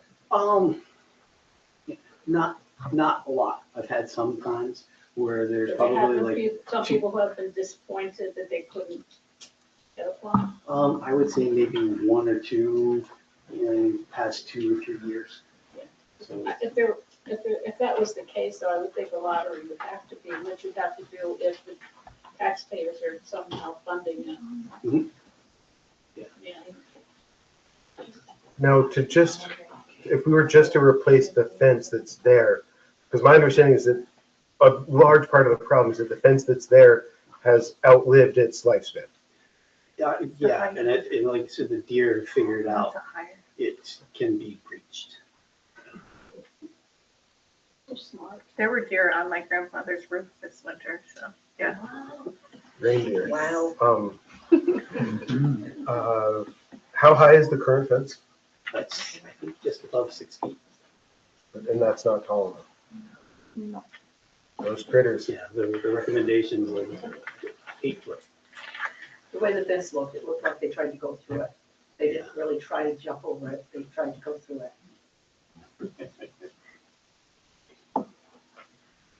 Any other comments from the public? Well, I'm just curious, so if you have a plot, it's yours until you just don't want it anymore? At the end of the year, or in the spring, we just had a season, So I send out an email to the existing plot owners and I say, are you interested in coming back? I need to know by X. And so then when I know, then by that deadline, like that deadline But they just do passed. get first choice because they were there the year before. Yeah, and I say, if you had a plot and you would like a second, let me know, if not. And so that's what happened this year is now we have one plot. One drop. So, yeah, I was just kind of wrapping up here, preparing to put out some emails or update our Facebook page or put out a sign to let folks know that we have a plot now. Yeah, and Has anyone ever thought about a deer repellent around the outside of the fence? no. I don't. Well, but most of the deer repellents are vegetation safe. Yeah, that's what I was just gonna say, they're not working up to my place. No, I put a lot of the cinnamon, I the just, cloves, you know, I mean, hot peppers, it's just not working. I tried to encourage people with dogs to walk around, but. Should we table this until the next meeting, which is only a week from today? We can all research more. I'm going to research deer repellent. There's one more in the back. Oh, Len. I'm just curious, you talked about how this brings the community together, and Darren talked about 50 out of 1,000. What have you seen, how it brings some of the other 950 people together? How does that work? Well, I think when people come and visit this area and see some of the participants at the garden, it's always an opportunity to strike up a conversation and get to know. I'm not talking about business, I'm talking about things along.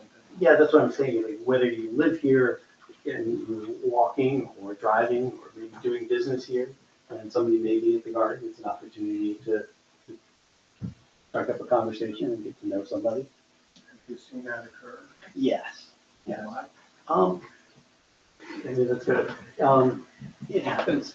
I've had a tough time quantifying it, but having spent a lot of time here, yeah, people drive by. Hello, how are the tomatoes going? Good, good. What's growing? What are you growing? So, and then when events happen, and if I'm here, just speaking from my own personal experience, events happening like the music, people again kind of stop by. How's it going? What are you growing here? And community gardens are popular throughout Every surrounding town has them. Absolutely. Throughout the It's US. not like it's only this town. I always think of Thomas Jefferson and Monticello. The garden there is a major attraction as part of, and it's part of the history, and people go to see it and experience it. For Ticonderoga, yeah. I would like to vote on it rather than table it. Dysentery in the ranks. Should we take the low bid? Not to, well, he said that he doesn't know that all these quotes are, Oh, he right. said. So he said just come he'd give back it a to little us buffer. with new quotes for 2 new plots. What did you Two think new of that quotes. quote, Darren? Do you think it's reasonable?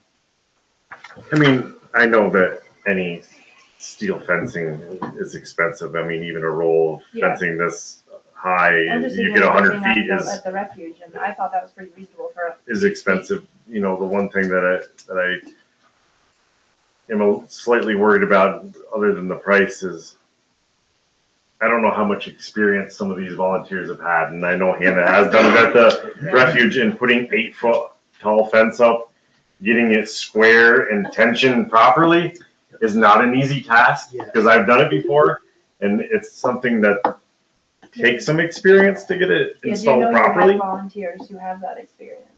Right.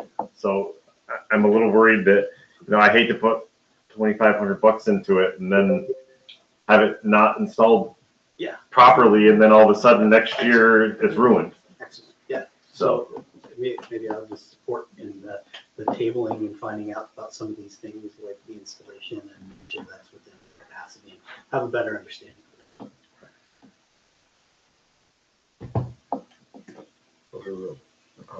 So I'm going to support you, Tim. I think I think even Kevin at this point wants to get us a little bit more information so we can make a better informed, because if he comes back to us next week and said, wait a second, this is way more than what we thought it was going to be to get this installed, I think that's going to change the board's decision.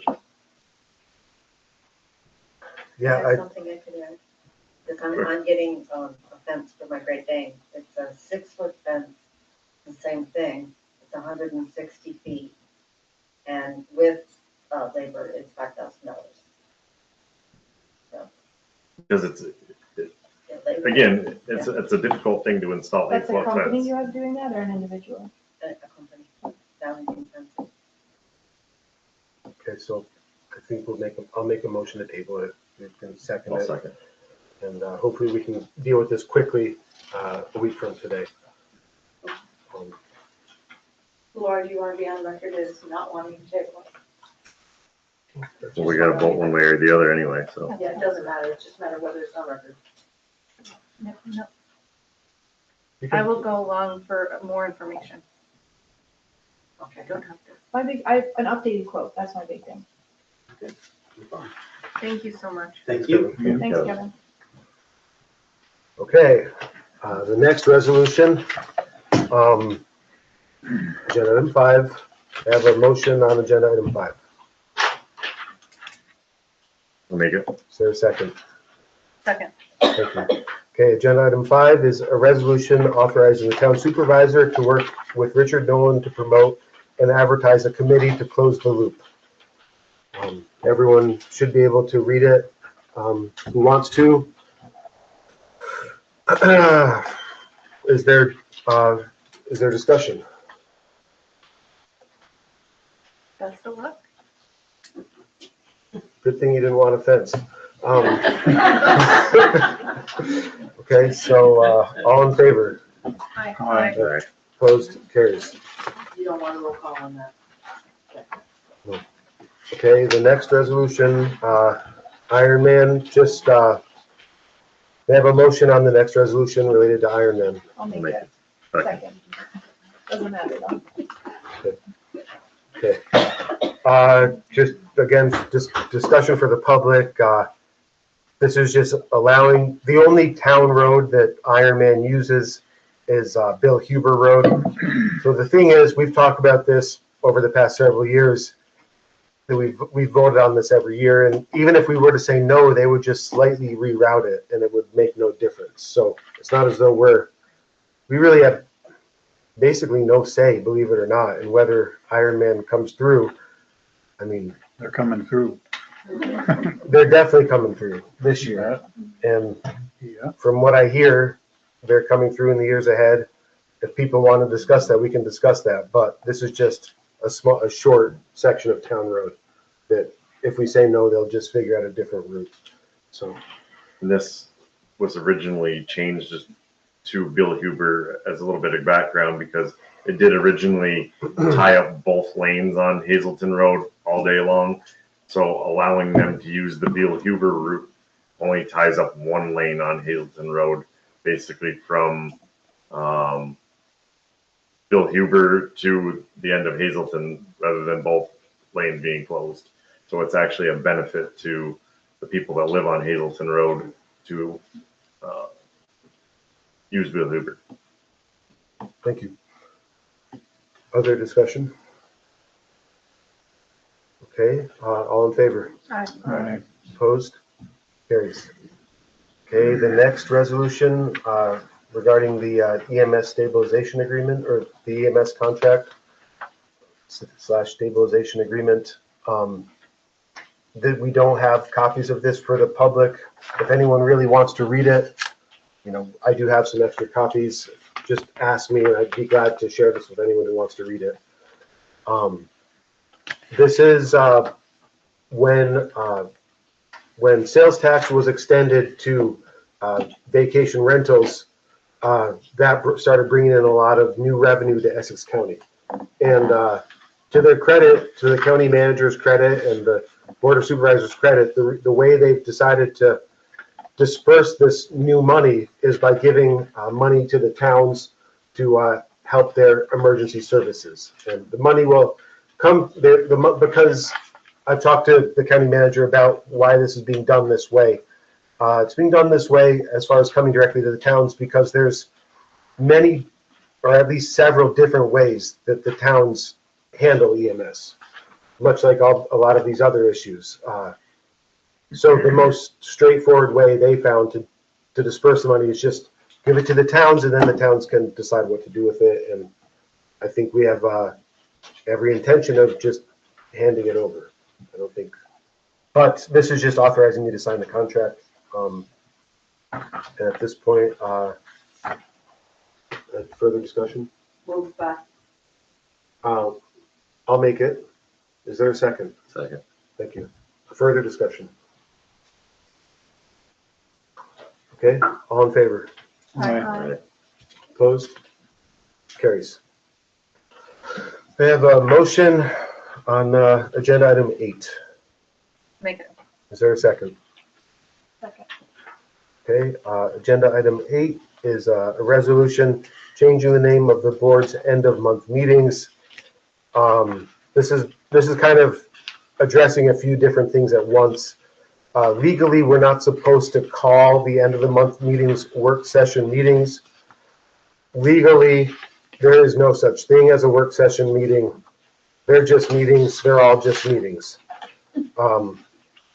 Another issue is, previous supervisors, I've certainly noticed that the meetings have started to become more and more, we're clearing the room, more and more like just regular meetings, these work session meetings. And that's been the trend this year as well. So because we have a lot to get to, and everyone who ran for office has things they want to accomplish, and we are trying to accomplish them, and that takes meetings and resolutions and everything else. So that's the reasoning, the thought behind this resolution. The one thing we do need to decide is if we pass this resolution, what time the end of the month meetings will start.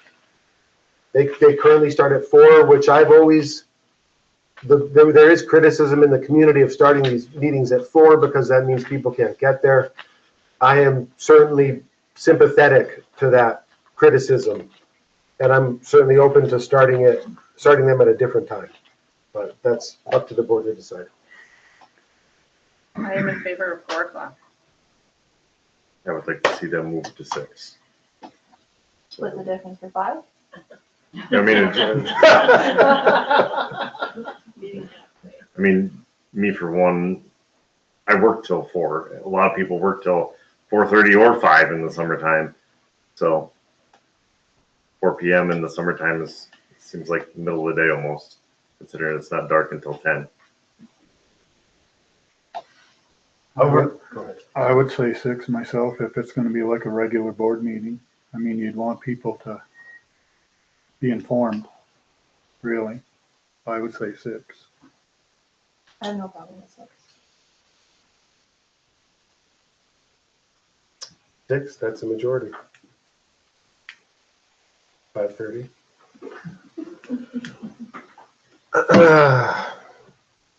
We'll try 6. I think. Starting this month? Yeah.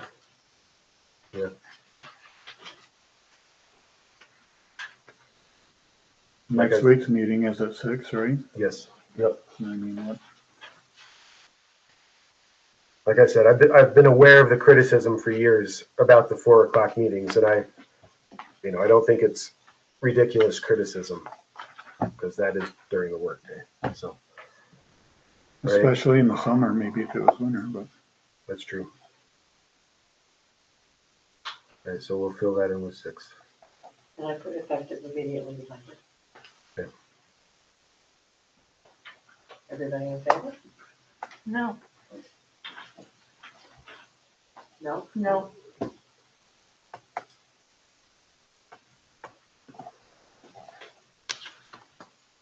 A lot of people who don't want to be out at 8 o'clock or 9 o'clock at night. So, no, I'm not. That is the other side of the coin. Nothing is ever perfect or will work perfectly for everyone. That's also a fair point. Okay, the next resolution, is that sufficient? We don't need to, okay. Okay, agenda item 9. May I have a motion on agenda item 9? Make it. Is there a second? Second. Thank you. Discussion, a resolution joining other towns in the Essex County Board of Supervisors and urging New York State to establish a legal pathway for the transfer of long vacant state-owned residential properties within the Adirondack Park for housing and other community purposes. This was brought to the Board of Supervisors by the Town Supervisor of Newcomb. I believe she wrote it. The Board of Supervisors passed it. I edited it a little to make it more appropriate for this board. You know, Randy's brought this up in the past. It makes total sense. I think everyone thinks it's kind of ridiculous that some of these institutions have been sitting vacant. So that's open the floor after that. Mainly talking about the prisons, right, that have closed and are just sitting there rotting away. State Yeah. police, which were first. My question is, are these going to be made available to US citizens? Or is this where New York City is gonna truck undocumented people? And that might not be politically correct, but it's an important question, I think. Well, it's definitely not politically correct. I'm not politically correct most of the time. Well, I was hoping they'd be Airbnbs.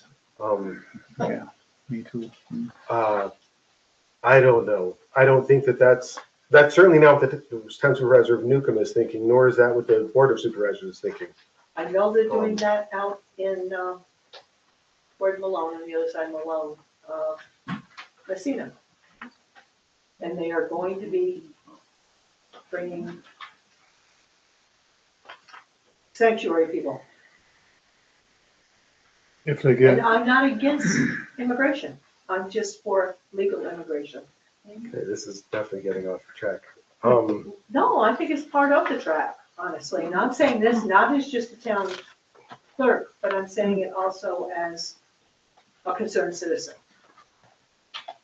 I mean, I understand Don's point, but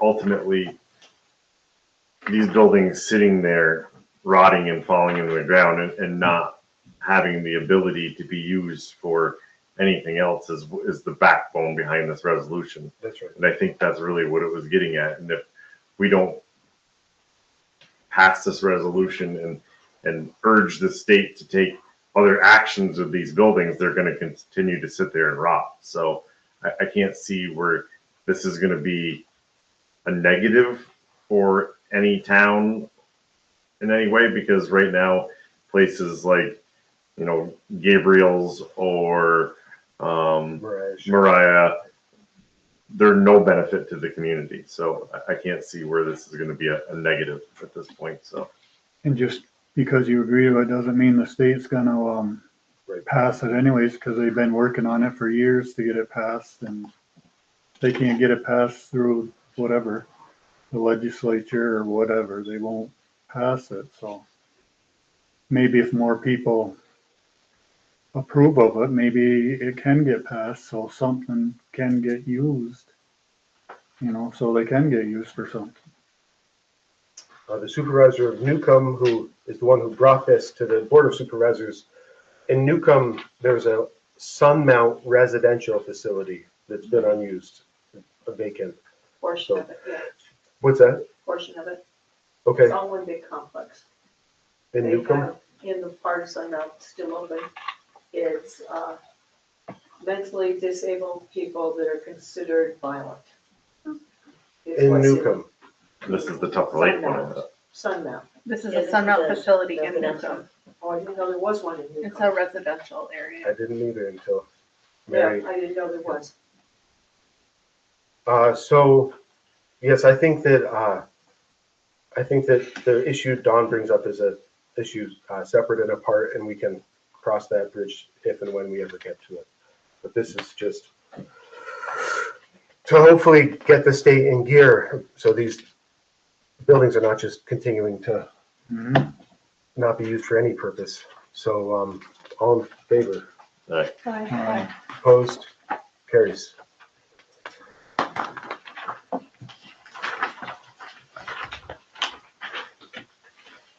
Okay. I'd make a motion to appoint, well, I guess we should do I'll make a motion to appoint, Bert Kiss to the Board of Assessment Review. Is there a second to that motion? I'll make it. Okay, discussion. You know, we've been advertising this position for, I guess, well, 3 months probably at least, and he's willing to do it. It seems like he has a solid background. We really getting to the point where it's kind of becoming, I don't know, it's the right word is not emergency or dire, but it's becoming somewhat of an issue if we don't have people to do this. So that's why I bring this motion out in this way, in this kind of expedited way. I'll be glad to listen to anything anyone else has to say. Well, it's next month, right? Yep. So you should have, how many do you have right now? 1? Yes. And usually you have 3. Yes. Do you have to have 3? No. 2 is sufficient. 2 would work. Yep. Is there one that has experience doing it? No. But the county will send somebody to fill in as the third person if needed. And he's willing to get the training done before that, correct? And I talked to Noelle yesterday. She's already signed up for the training next month. So. As far as I know, he's willing to, I mean, I told him if there was training, I didn't find out the date of the training until recently, but he should be aware of it at this point. I'll call Real Property tomorrow morning if you guys approve this and let them know. You have his telephone number? No. We need it for the county. Okay. And then they'll contact them and tell them what the cost is. Okay. You know, it does pay $400 for what is in theory probably only 2 or 3 days of work. So just to let the public know if anyone's interested. A lot of these town official jobs don't pay that well, but this one seems like a pretty reasonable pay scale. Okay, if there's no further discussion. All in favor? Aye. Opposed? Carries. Agreement to spend highway monies. This is something kind of last minute. This is a typical annual thing that it's just a formality, as I understand it, and we need to pass this and all sign it.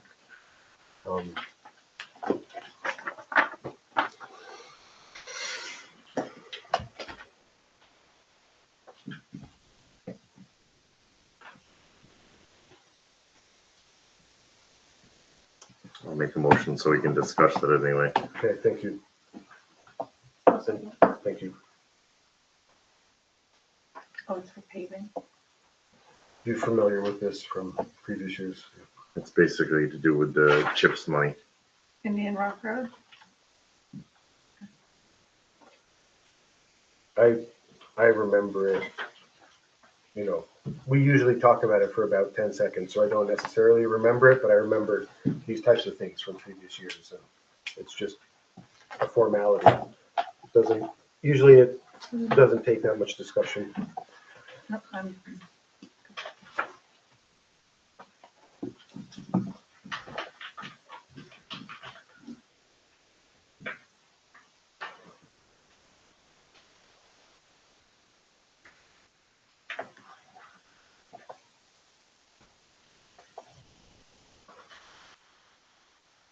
Is there a number on that contract?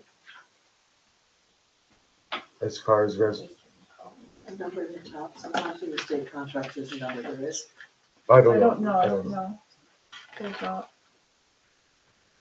0.8, is that all of Indiana? I don't know. I think it would be.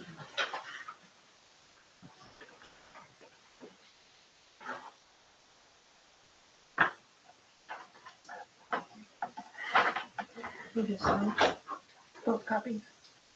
Okay, so all in favor, do you want to Roll. All right. roll call it? Hannah, Yes. Jerry, Yes. Tim, Yes, Laura, Yes. Randy. Yes. thank you. Approval of payments and transfers, may I have that motion? Make it. Is there a second? Second. All in favor, or do you have to do roll call? Yeah. Okay. Hannah, Yes. Jerry, Yes. Tim, Yes, Laura, Yes. Randy. Yes. okay, the last one is agenda item 10, which is, this is just a discussion item to start. This local law, so we'll start with just discussion, and then if we want, the resolution we would make would be to set a public hearing if the board wants to have a public hearing on it, if the board thinks we're ready for that. People have been, Seal knows that I've been talking about we need to hire a new assessor for years at this point. That assessor has not materialized. So the next thing is, I believe we should, hopefully, if we raise the salary, that will help to lure this person out of the woodwork. Also, our two assessors have been, at one time, one assessor was doing what had been three people's jobs, and now it's two doing three people's jobs. So it also, to raise their salary is fair because they've been doing more work than was expected. We did, very collaboratively, several different town employees and officials created a document after the local law that shows what the assessors around Essex County are paid. It's all over the place. It truly is all over the place. I do think that, Scroon is very similar to Wilmington. It's similar in population, and they're paying their assessors, I think, approximately twice what we're paying ours. Mariah's quite a bit above where we are. On the other hand, Essex is lower, and North Hudson's about the same. So the way that assessors are, the way Wilmington does it is old-fashioned. It's the trend is to have just a sole appointed assessor. The three elected system is kind of going by the wayside. Maybe for this reason, I'm not sure. But as you can see, the majority of the towns in the county now have a sole appointed assessor. And Wilmington's one of 5 that do it the traditional way. But the pay scale, the way it's done is all over the place. And so with that, I'll open the floor to everyone else.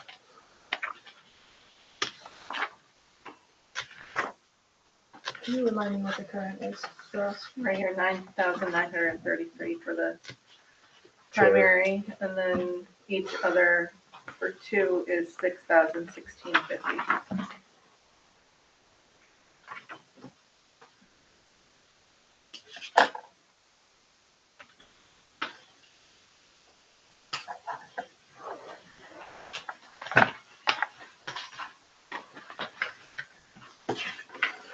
To give the public more background, we had resolved to do this and increase the salary to $1,250 across the board for all of the 3. And then we realized that we are not allowed to do this by resolution. We have to do this through a local law. So that's what brings us to this point. 12,500? Increase the salary by 1,200. By 1,200. If I might have misspoken and said remember. 12,000. No, you didn't. No. Okay. So Sign me up. to be an assessor? Does anyone want to volunteer? You're gonna get more money. What number do we want to put? The other thing was, in a previous draft of this, I had said, okay, we can set one number tonight or when we pass this, and then set another number by resolution if necessary. Counselor thinks that is not wise. So we're just picking one number, or we're picking three numbers or two numbers for for the chair and the two other assessors. We can go. I definitely don't have a very strong opinion. If it were up to me, we would just match what Mariah pays. But I'm willing to go along with whatever the majority of the board would like to do. So. I like Mariah, but I would go up a little bit more for the other two. Okay. I was thinking 15 and then 10. That works for me. We're gonna go up 6,000 and 4,000 each. That's a heck of a No lot way. more than the 1,200. No way. Well, that's why I said if it was up to me, but I'll go along, it's open for discussion. So it's not only up to me. Well, I'm biting my tongue. I could get behind like 3, 2, and 2. Increasing them that much. But That's better than the other, yeah.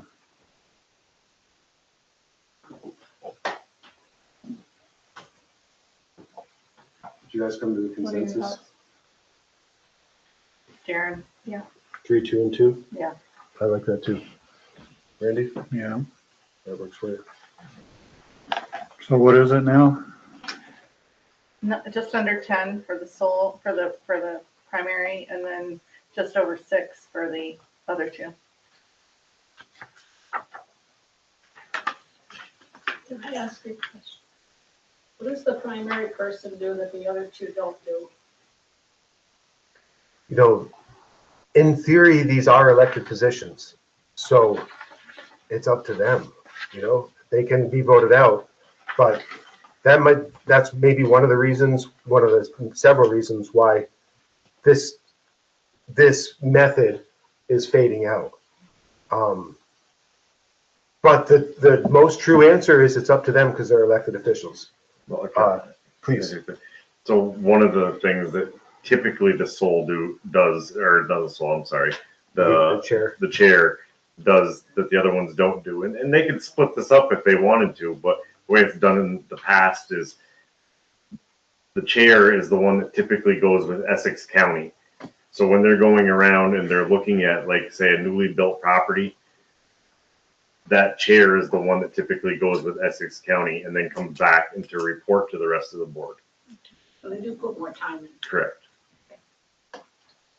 I mean, Devin's been with the county lady. I mean, we've seen her He's here. here a Yeah, lot. they're Yeah. both here quite a bit. Yeah, he's here a lot, no doubt about it. He's certainly putting a lot of time in. Okay, so we'll go with salary. The chair assessor's salary shall be increased by 3,000, and the other two assessors' salaries shall be increased by 2,000, and everything else will stay the same. Should we set a public hearing on this? I say yes. Okay. When do we want to do that? At the work session, next regular monthly meeting, another time? I think the Not work regular, session. next regular meeting. Okay. I mean, it's a retroactive adjustment, so it would be, doesn't affect, Okay. right, in my opinion? We could do it at 5:30 before the next regular monthly meeting. I don't anticipate a lot of public comment. Is it retroactive, or did you already see that in here? It says it under section 3, the last sentence. So maybe we call in the regular meeting, the one in March. The first meeting of May. Sorry, No worries. I'm going back. We'll get to the month eventually. So, I think we just started, I mean, it shouldn't take that long. I don't think fair. Okay, I don't think it will take, God only knows, there could be. never know with the Crime. public. Crime. But, okay, well, Regular meeting immediately following. correct. So I guess we need to make a motion and vote on that. I'll make that motion. Is there a second? We're not gonna do it at the beginning of the meeting, we're gonna do it at the end, Beginning of the meeting. at the beginning. I thought Don said at the end. She meant the meeting will immediately The follow. regular- The regular meeting will immediately It'll be follow. immediately following. Did you second that one? Sure. All in favor? All right. Opposed? Carries? That all screwed up? No one opposes, right? I think it's time for public comments. Okay. Public comments.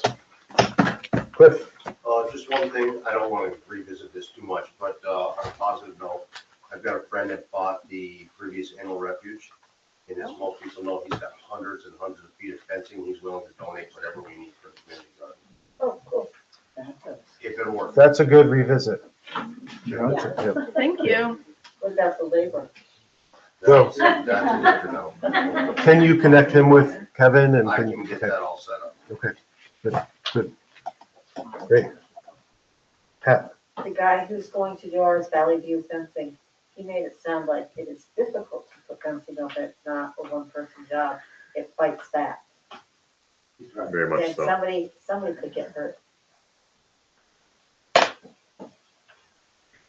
You know, Well, you're saving all the money on the fencing, maybe we could afford to pay somebody. Yeah.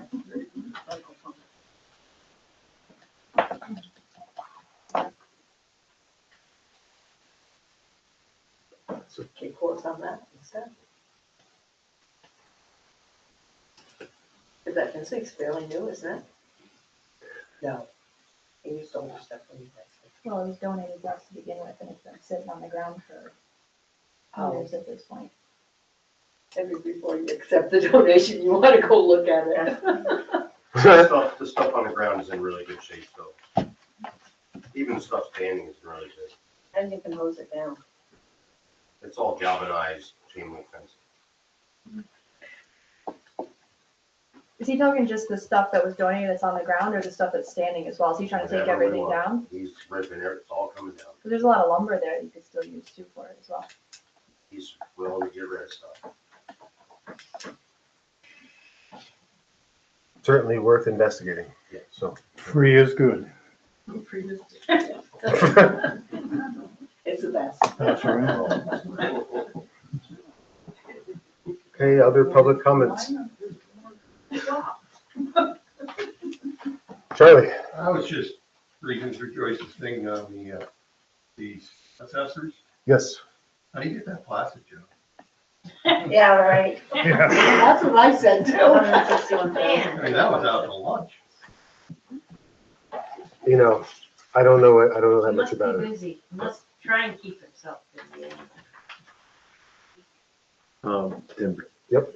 it wasn't on this agenda, and just hoping that maybe we can get it on either the end of the month meeting or the next agenda. Joyce has provided us with the Visitors Bureau contracts. That's something that we need to Yes. act on sooner than later. Yes, it's definitely on the agenda for a week from today. No problem. Pat, did you? Oh, I just wanted to say, really good meeting, and you got a lot done. Thank you. Thanks. Thanks. Okay, motion, thank you all for coming. Motion to go into executive session. Second, make it first, second. All in favor? Aye. Aye. Opposed? Can I grab you guys just 1 second before you do? Yep. I don't know your first. Our procedures? Your first procedure, but I did work for the state for a long time doing that. If people do not get back to you time and time again, then you can document. I had this one quote, and I had them just document how many people you talked to, and they just wouldn't get back to you. Correct. That's why it says if available in there. Yep. Yeah, no, I mean, I'll give you a little more information some other time. No, that's fine. I just wanted to let you know that option is out there. Got it, got it. Thanks, Matt.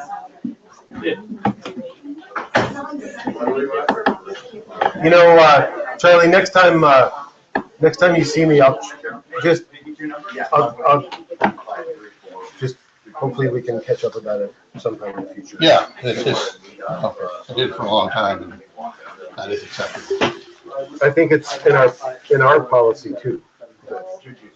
Yes, I haven't read yours, but I It do. really does need to be updated with today's pricing. I mean, Yeah, what's $5,000 now? You can't get anything now. It's nothing. And the other thing, you know, like, This is basically, we were like, well, we don't know. Well, So we're making an amendment or whatever, what do we call it, a resolution up to $5,000. You know, comes in under that, we're fine. If you go over that, you can't buy it. For everybody staying, tape's still running, you're still being recorded. How many bombs can I drop in a row? Is that what you're saying, Dawn? Nothing. Don't say anything politically incorrect.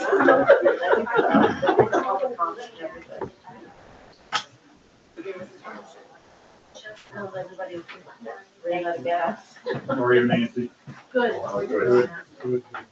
Look, you got Tim. Thank you. It was Joe Harrigan's.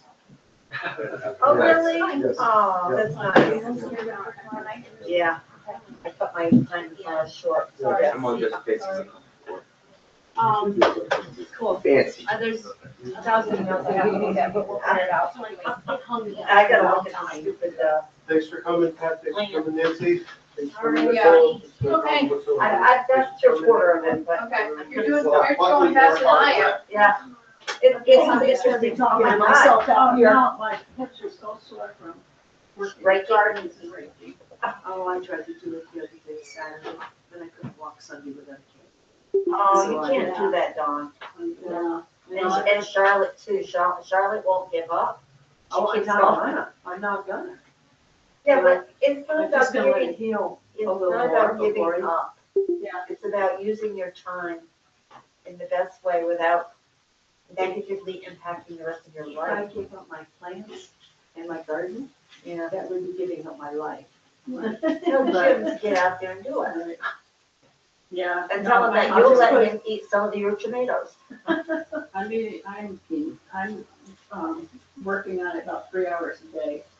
Oh, I can't do that. I can't last any more than an hour anymore. I couldn't do that I last year. meant to take a couple Tylenol, but I didn't take them. At the end of the day, I'm done. Sitting and then get up. It just takes a bit to get moving again. Me too. Every time I get up, I have to.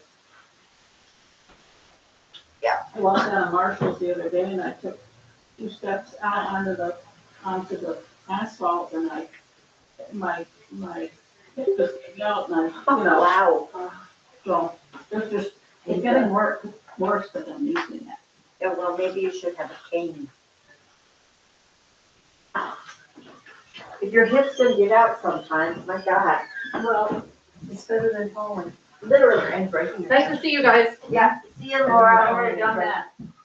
I I did that last August. Pride goes before a fall. That kills you. Yeah. Maybe, Something to do with they didn't do something right. No. From World Hospital. Yeah, Hospital was. Maybe come up, broken down, broken hip, and he was a month later, she was dead. Yeah. He was in. How do you have the surgery? They. It was. But if other things are going on, they have to wait till you're stable enough to have surgery, they can't do it. And even before that, he was very, very active. He worked in the same time. And he was walking with up at that step wrong, always. Go, good there. You know, but you got all that fit up, you know, like it's so great, but now seems to be a body. It's pretty dangerous for a person. You're lucky, very lucky that you, but she's also very good. Doesn't matter how to play this of course. Doesn't matter to play, of course. And then this one was on its way. But then last August, when I fell, I broke my femur, so now I have a rod in that and a couple screws. And I have to wait until after August, it has to be a year before they can replace the hip. So that's why I can't. And last time I saw Dr. Shetty, he said, the surgery is risky, and I thought, why is he coming out with this now, and he never said this before? Because he's always been, you know, we don't think about that, because, you know, you're fit and all that stuff, well, I'm less fit, because I'm not able to do things. Right, like the first the chicken or the egg. Yeah. But you guys will do that anyway, once you do certain Mhm. number. So they scale. Well, I'm not supposed to have another colonoscopy either, because it's 75. Yeah. Okay, I had a polyp, so now Dr. Patone said, you have to have another one in 5 years. I said, I will be 80. Are you gonna be doing my colonoscopy when I'm 80? He said, no, I won't be doing somebody else one.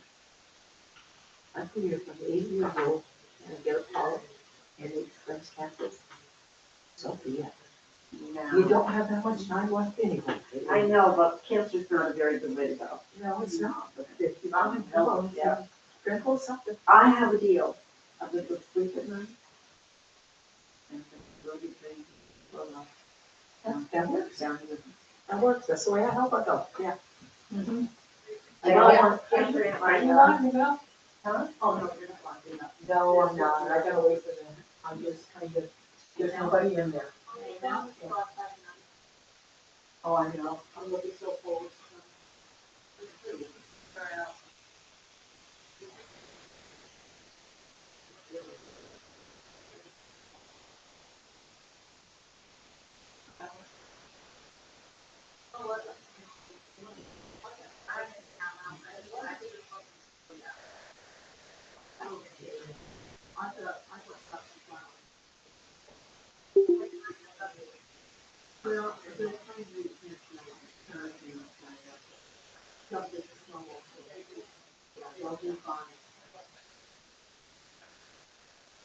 And I brought you a very inside, because it was all the time.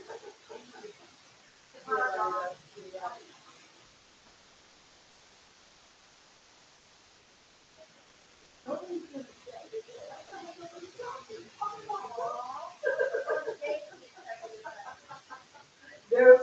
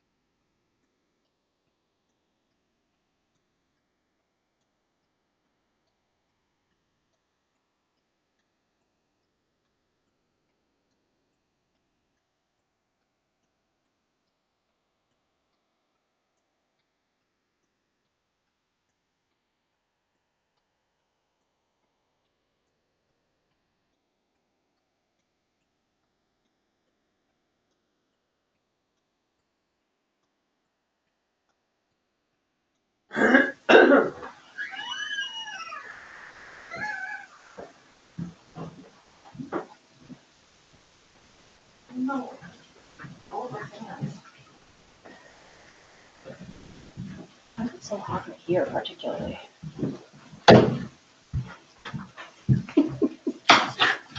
Like the homeless shelter.